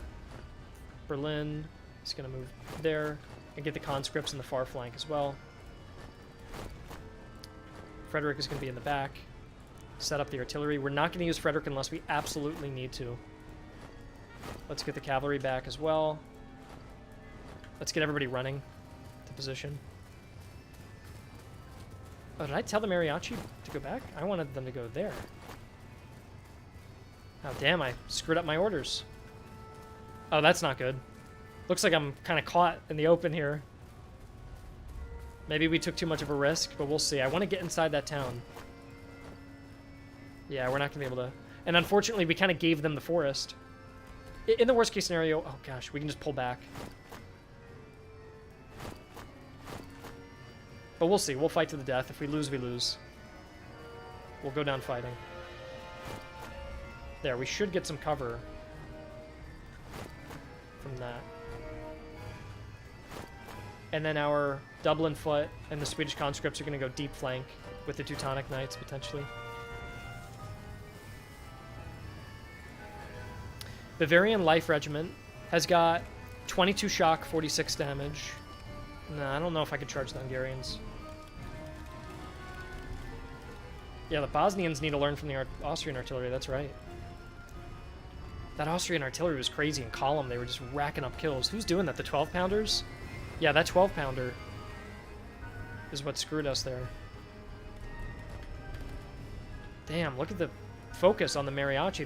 They may not survive this battle. I'm going to pull back a little bit to get them out of the forest. I want to draw them into the open. Luckily, look, we kind of ambushed the Hungarians. They're trying to reform because we're overrunning them there. I'm going to harass the Dragoons and then pull the Teutonics back. I've got really good cover with the Bavarians in that building. So we actually really ambushed the Hungarians, which is great. And then we're slowly getting those guys around. Nice. Hit the Dragoons, and we are running backward into the safety of our conscripts. And I'll be right behind them.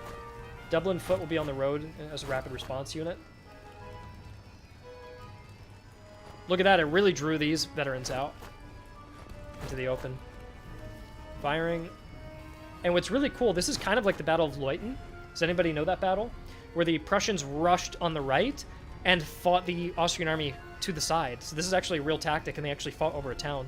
So this is very close to the real Battle of Leuthen, and all the Austrian troops are rushing to kind of move over and form a new front line. So it's kind of neat to replicate a Frederican tactic here. I think the other thing we're going to try to do is focus fire all 3 units on that unit that's close, because then we're going to be able to do extra damage onto it. The artillery's just not doing shit. Okay, I'm going to fire and countercharge on the right. There we go. Beautiful. I may even charge in the Dublin Foot to just really throw in as much as we can to win that. I think we're in good shape right now. Where's our general? Oh my god, are you kidding me? Who sniped Frederick? Well, look, my morale is good enough. We've got division officers now that we didn't have before. We've got all these new items. Hopefully, that should make the loss of the general a lot less severe. Like, these guys didn't even lose any morale. No one cares that much that Frederick left. They're like, Frederick, it's getting old. You leave every battle. We're less upset about it.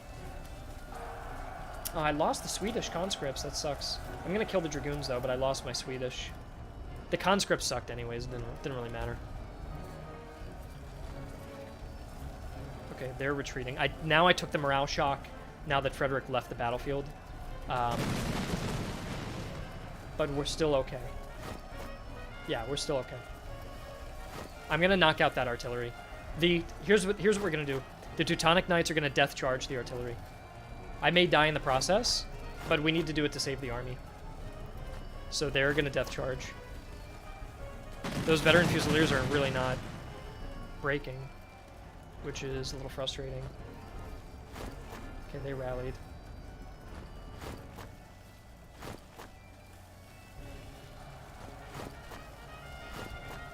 I'm going for the artillery. Dublin Foot is back. That's good. I'm pulling this infantry back here. There's a frozen lake I've got to kind of stumble across. We broke that regiment out. We're going to refocus our fire. I'm going to bring these guys back to recover, because you can see how much of that morale is recoverable. They just need time. And this guy is going to death charge. Here's the dangerous cavalry. I'm thinking about holding my fire and preparing a volley for him, but I don't know. I'm going to pull these guys back, because they're still taking incredible amounts of damage. I'm going to bend that center back and keep getting... If I can overrun all this artillery, that's going to alleviate a massive pain for us. And these guys are regenerating. The Berlin Guard actually restored all of its morale. These guys are doing great. The Mariachi need some time to recover, and so do our 8th Infantry. And they're both our veterans. If we can get these guys restored, they're going to be in better shape. Luckily, the Bavarians in the town have so much cover. They're preoccupying all these regiments back here. And Dublin, I might get Dublin into the fight. We might draw out those lines and start putting pressure on the Hungarians. And meanwhile, here we go. On the artillery. I'm really afraid of those Dragoons, because we saw that they broke an entire section of my right flank. It took a lot of units to hold them back. These guys are pushing back up, but exposing themselves. And the artillery is actually doing damage now. Look, 62. So everyone's focusing on trying to get them thrown back. Okay, look at this. Look at this, guys. We have routed their rear artillery units, and it has caused panic on the front line. If we can wipe all these guys out, it's going to freak out all the troops fighting on the front line. It didn't do too much, but I think one of these units did rout. Look, the veteran Fusilier is routed as a result. So their artillery is getting wiped, and that should alleviate a massive problem with those 12-pounders that were bothering us before. Okay. They're responding, and I might get hit with a volley. The Teutonic Knights might get hit, but I'm going to try to desperately run before that's a problem. All fire being refocused to the Dragoons. All batteries fire. Everybody hit those Dragoons. And if I could loop around and maybe save the day with the Teutonic Knights, if they can hit the Kremlin recruits after, they've got to do a lot of carrying right now. Are these guys firing? Are they? Yeah. Ready, fire. Here we go. Nice. Okay, not a bad volley, not a bad volley. Turn off volley fire. Anybody who can shoot. Anyone who can shoot, please shoot. Okay, good damage, good damage, good damage. Alright, 8th Infantry, please do not let us down.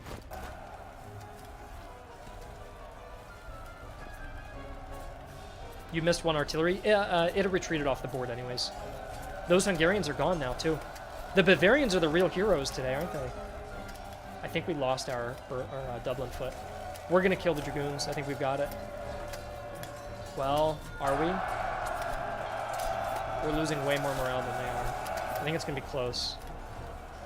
I don't know if we're going to make that.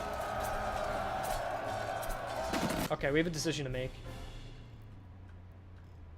If I pull out, I'm going to pull out. If we pull out, we might be able to actually... Because the AI is going to get delayed. Maybe a little bit of an exploit, but I need everything I can get. If I can charge them... Actually, no, let's just reform our line. Reform the line. Okay, guys, okay. The Berlin Guard is shattered. Oh, this is really rough. I don't know if we can do it, guys. I don't know if we can do it.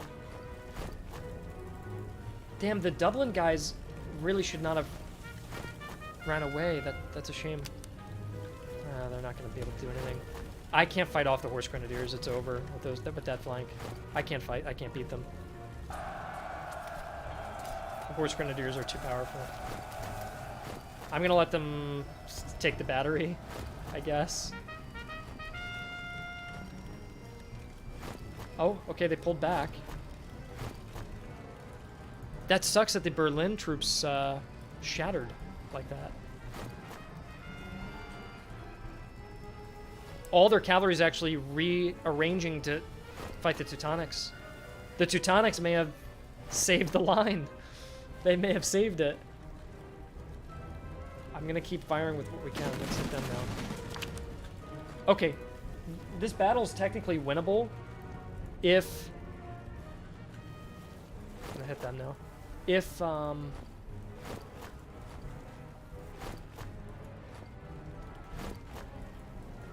look, the Teutonics distracted all of their... Uh-oh. Why are they retreating? What caused them to retreat? They can recover. We're gonna recover, okay. We're gonna be fine. I can beat those Dragoons as well. I'm gonna fire and run.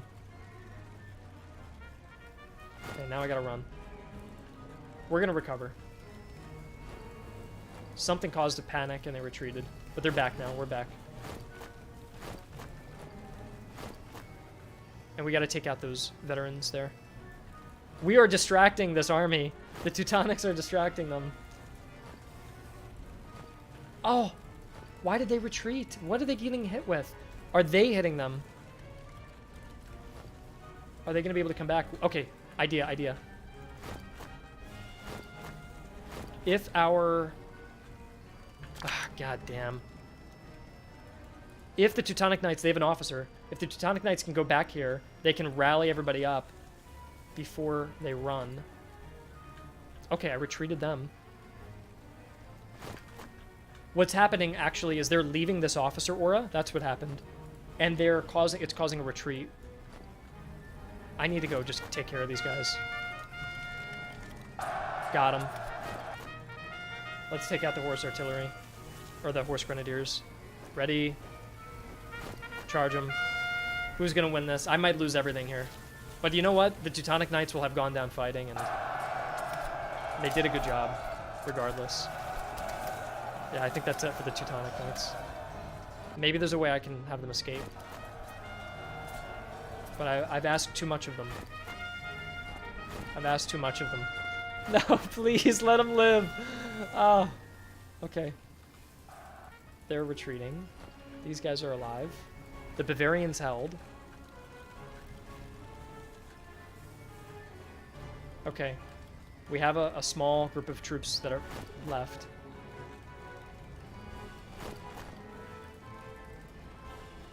They'll recover. This is such a close battle, I don't even know. Okay, we've recovered. Can we fire on horseback? Can you shoot? You can shoot. Okay, can we kite them? Who's faster? They have what? 0 speed? Well, that's wrong. No, 60. We have 75. I'm technically faster if we can go.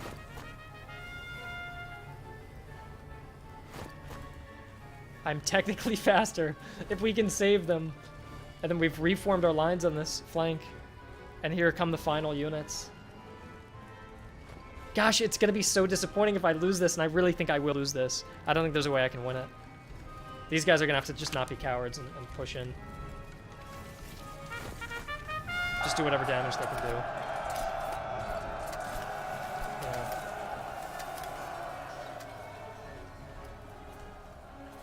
At least we have this one officer who's holding the line here. And they'll come in that officer range. Ready? They're going to get buffed from 32 morale to what? 38. Okay, not bad.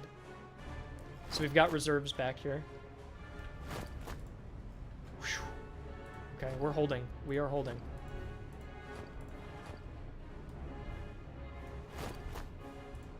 I don't know what to do to... Okay. Those guys are no longer active.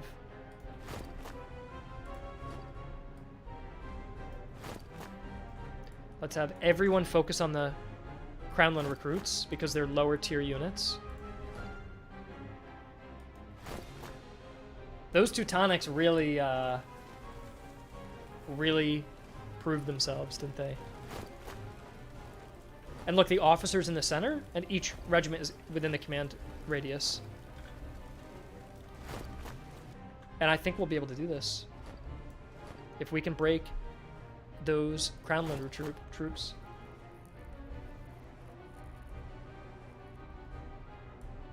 We can fire when ready. There we go. That one's broken, which will make the next one even easier to break. All right, Bavarians, you've got an important goal. You are to get around and flank and envelop within the command radius, though. And everyone will volley fire now. There you go. They're a little bit outside that command radius. I want to be inside of it.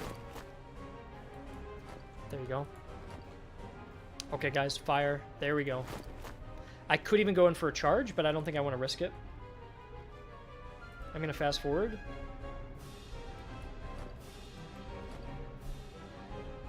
I think I'll win this. I think I've got it.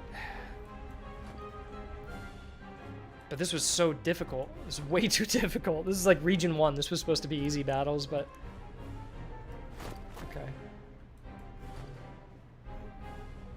I think we've got this. I'm going to go in for a charge. Bavarians will lead a glorious charge. We'll go into attack column. And we will do... These Bavarians, 1,400 kills. They performed the best in the whole army. The Bavarians carried this battle. They held that town up there by themselves. Look at that thin line, and look at all the casualties they inflicted. So they carried... I mean, not to diminish the efforts of these two regiments. Clearly, the 8th Infantry bled the most, but... Look, 1,400 kills and 300 losses compared to 1,200, 300, 1,300, 500. There they go.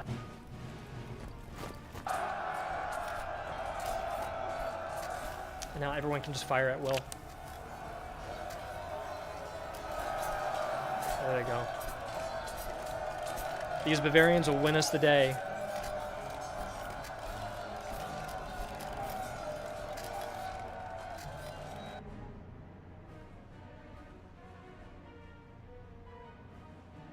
I'm going to let them duke it out.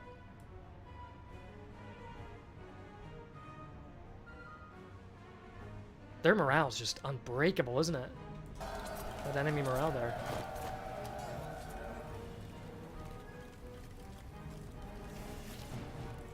Oh, look at that. Beautiful. Alright, we just have to clean up these horse... I got lucky the AI's horse grenadiers kind of just sat on the side there.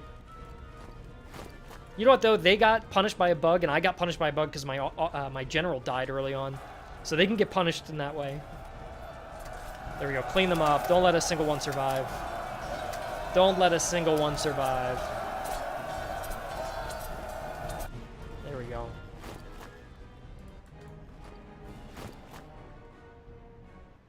Done. I did it. We did it. Da, da, da, da, da. We won the battle. I fixed the bug mid... I fixed the crash mid playthrough. Isn't that good? That is awesome.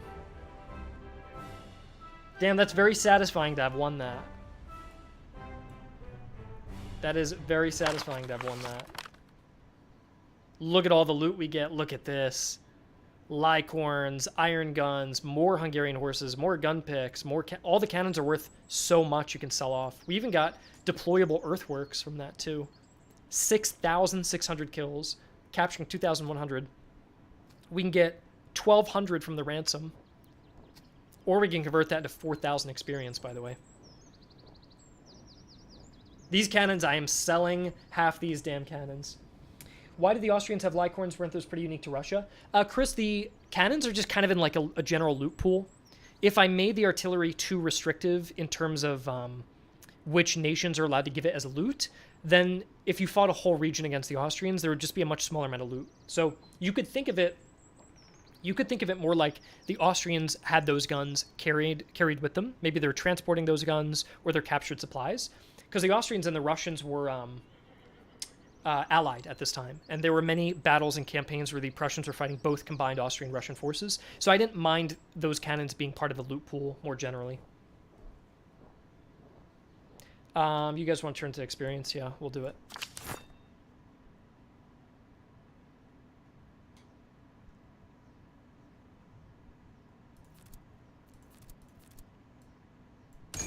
I think the experience gain requirement... Let me write down some notes, some balancing notes. So, number one, I think XP gain is maybe a little low. But then again, I'm only Region 1. So, I would say... I think these guys deserved to have gotten to level 4, but... trying to think if that's even necessary. I'd say XP gain for high levels is slightly too high. Or XP requirements. What's the other thing that we've seen? Ammunition consumption isn't that big of a deal. We fought a whole battle, and we barely took any ammo. So I feel like ammo consumption isn't high enough. What's the other thing we learned? What is the other thing we learned? That Region 1 is too damn hard. Region 1 is too hard. Winter's too harsh. You lose way too much supplies. And army comps, I already don't even need to note that. The army comps should not have, they should not have horse grenadiers in Region 1. I don't think that's great. But listen, you saw me narrowly win, and I know hard games are fun. It's good to have hard games. But this, I am the creator of the game, so I used every little trick I knew. But if you're a new player, you're not going to know half the tricks that I used. And if I struggled and barely won, then I don't want a new player to lose on the first region. By regions 2 or 3, maybe you would have issues. You would have battles with similar issues that I faced here. Mass routes happen too fast. Yeah, Finn, what's happening is the mass route isn't even, it's not even that the mass route itself is happening too fast. It's that glitches are causing it. Where like my general will go from 100 strength to instantly dying. And everyone's like, whoa, that was way too fast. Because normally you lose a little bit of morale every time you take a few losses. But when my general suddenly evaporated through a glitch, it shockwaved things too much. I have another question regarding Steven. So this might seem gamey, but I'm very curious what you guys think about this. Currently, thank you, by the way, guys, for saying very exciting game, and somebody else was saying looks amazing. Thank you, guys. I appreciate it. Did you guys think that was a nice little demo? I thought that was a cool demo, right? And this is still an in-development build, and I think we've done a better job on the in-development build than Fire Maneuver, but that was a really fun battle. That was so close. That came so close to the end.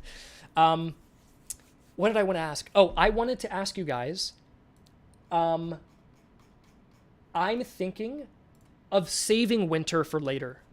What I'm thinking is, what if when you enter Region 1, it says, oh, the war begins. And there's no winter in Region 1.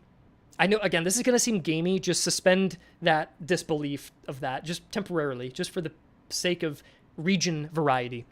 And the encounters that you find, those little events and encounters, are kind of like innocent enough encounters. They're like, oh, you found some treasure on the side of a road, or, oh, these people want to gamble. Do you want to throw your money in? Things just like basic encounters. Region 2 could all be about winter. So now that you've mastered Region 1, you fought the battles, you built up your army, what's the next challenge? So Region 2, the armies are, of course, harder, but the region kind of looks the same. So why not save winter for Region 2? So when you enter in Act 2, now you have to deal with lower visibility, higher food consumption. You're a little slower. So you're like, all right, now I've got my divisions up, and I've got to deal with environmental and logistics difficulties, which would alleviate a little bit of the difficulty in Region 1, where it's not quite as hard. Then in Region 3, you go Scorched Earth. And so what I'm thinking is you'll have 1 to 3 divisions in Region 1. You'll have like 3 to 5 divisions in Act 2.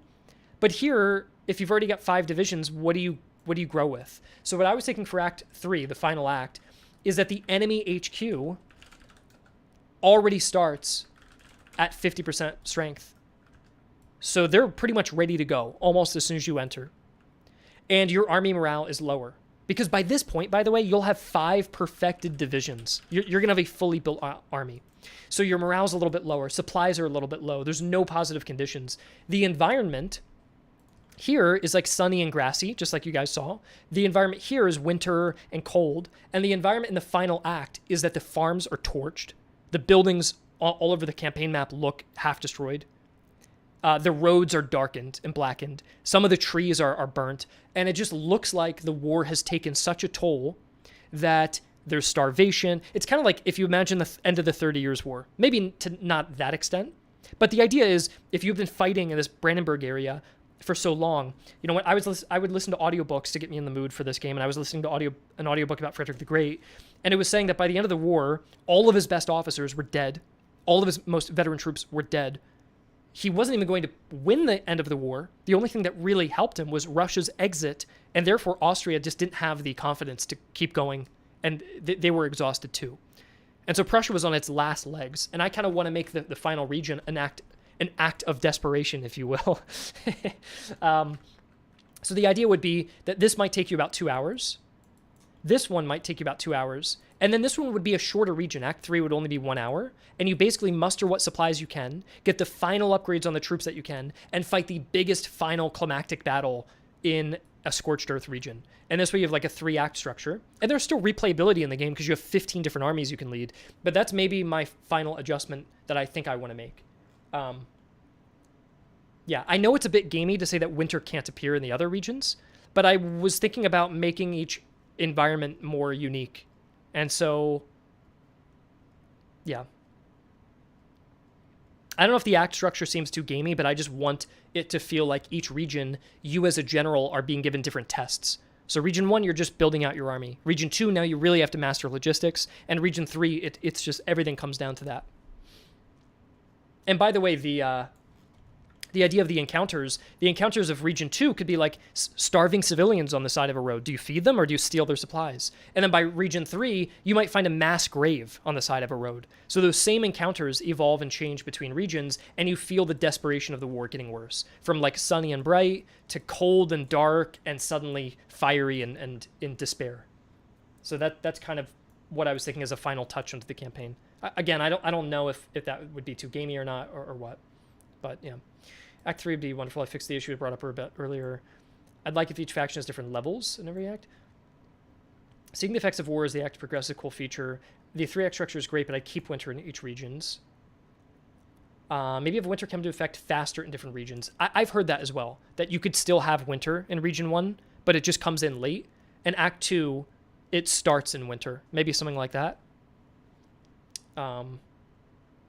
I wouldn't build an entire act on winter. Rather have it as a regular mechanic that needs to be considered in play. Change the choice of Act 2's mechanic. Skeletons near Act 3, yeah. What if the challenges you face in each act depend on the region the enemy are fighting? Low supplies in Act 3. If winter isn't part of the act structure, what should Act 2's theme be? Do you think it should just remain grassland, but just a winter that comes sooner? We can kind of mold that over and think about it, but... yeah, I haven't fully decided on it. Be great. I don't want to build multiple game modes. I kind of just want to make one solid game mode. Act 1 starts early campaign.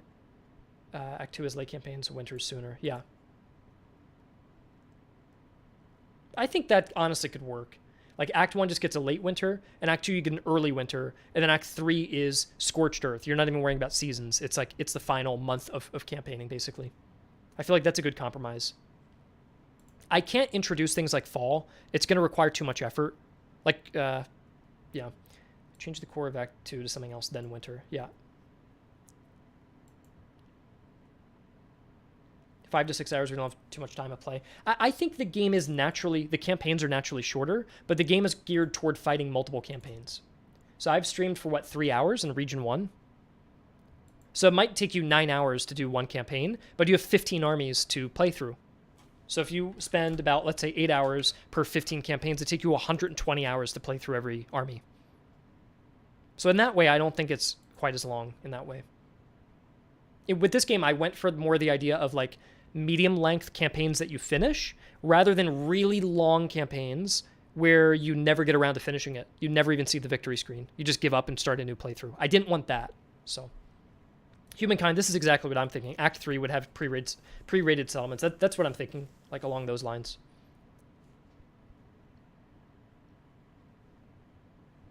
Yeah, that's not what I want, Glitzy. I really wanted the idea of one solid campaign that you could play. Like, it'd be cool if I had 9 hours today to play, like Hearts of Iron, for example. I could do a playthrough and finish it all in one session. Like, a Hearts of Iron length of playthrough sounds good to me, because you could beat that in 9 hours. So it'd be cool if this game you can beat in 9 hours too, and you could just do a playthrough. You don't have to spend weeks and weeks, and it never ends. So, okay, so I'm kind of hearing what you guys are saying. You like the idea of the act structure, but you don't want winter to be too much locked behind a specific act. So I'll talk with my team about that a little bit. You could just make winter longer. Yeah, I could probably just make winter happen quicker. I could just say, hey, the pop-up would say, hey, there's an early winter expected this year, so have your stuff ready and be careful. This game looks amazing. I wouldn't mind playing this version, so when the game flows out, it'll be a blast. Thank you, Outbreaker. I appreciate that. Let me put a winter warning pop-up. Someone also mentioned there should be a winter warning. I kind of agree with that.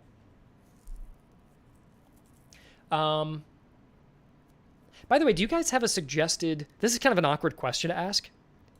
But for a game like this, what price range would you expect to see it on Steam for? Because I'm kind of figuring out, like, I don't want to undersell the game, and if this was like $10, people would be like, oh, that's cheap. That's really cheap. I'm not buying that game. But if it was like $40, someone would be like, whoa, $40, where's the grand campaign? So I'm thinking it's way within that range, but I'm just wondering what the range for a game like this would be. I'll screenshot your guys' what you're saying. I think what everybody's saying is what I had been considering too. Thank you for all the answers, guys. This is actually, I could actually take all your answers and average it out and then figure out like generally what people are thinking. Yeah. I think the range you guys are saying of the 20 to 30 range is exactly what I was thinking. I was thinking $25 with a day one sale. So it'd be like $22 US on launch and with regional pricing. So if you're in like Argentina, it's a lot cheaper, for example. That's kind of what I'm thinking. I feel like $25 is a really fair price for the game. So I wanted to make it $30, but with a really good day one sale. So it'd be $30 and it's $24.99 on the launch. Or I could do $24.99, but then do a sale to like $22 on launch. But I'm not sure. But anyways, good answers. Thank you guys for the feedback on that. Let's see here. And I get a new army doctrine. Regiment Veterancy 1 when recruited. That's really good. I think I would just take that immediately. And then you get the next region.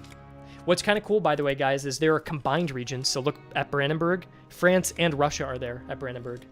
So if you went there next, you'd be fighting two nations' armies. Another really cool thing... Oh, I already have that stratagem. I need to note that.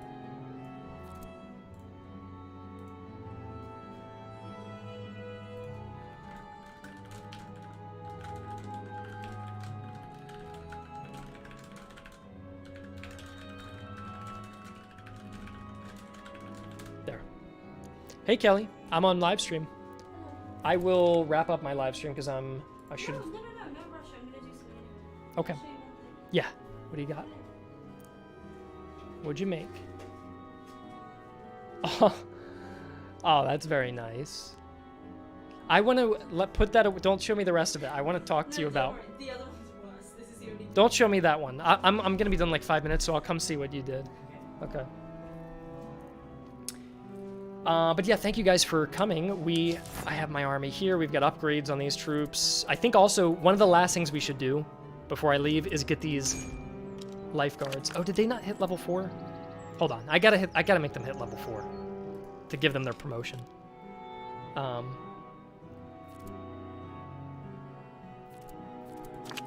to Bohemia next.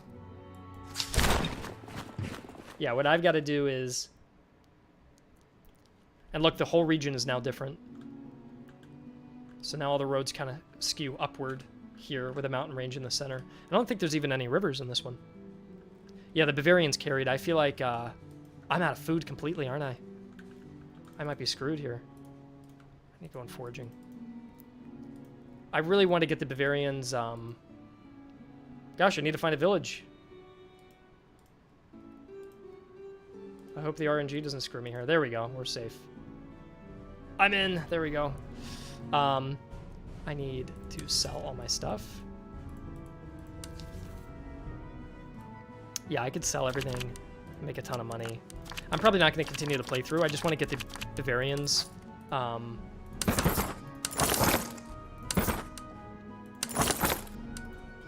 Their upgrades.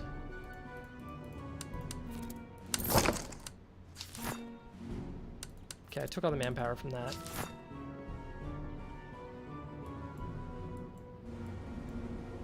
Oh, my artillery died, apparently. There we go. And then I want to book it out of there. Oh, I got no food. Well, anyways, what I would normally do in that case is I'd probably retreat from that battle. And get food and continue on. But yeah, I had no food going into that, so I kind of got screwed. I feel like you should just get, like, a free batch of, like, food and manpower after you win that battle.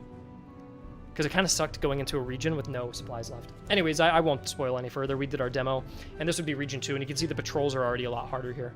So I'll exit out. Okay, so that is Master Command.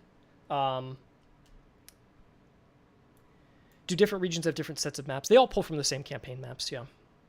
The Bosnians will be remembered for their incompetence. I know, yeah. Bavaria should become head of their army. I know, the Bavarians did very well. Yeah, they did awesome. All right, I will see you guys later. Thank you for stopping by. And would it be possible to make a demo? I don't think I would. I don't think I'll do a demo, but we'll see. I don't think we'll have time. I need to polish. We need like a couple months to polish, and then we'll be good. So I will see you guys later. Thank you for joining me. Thank you for stopping by. And before you guys go, make sure you join our Discord, and you can chat more there.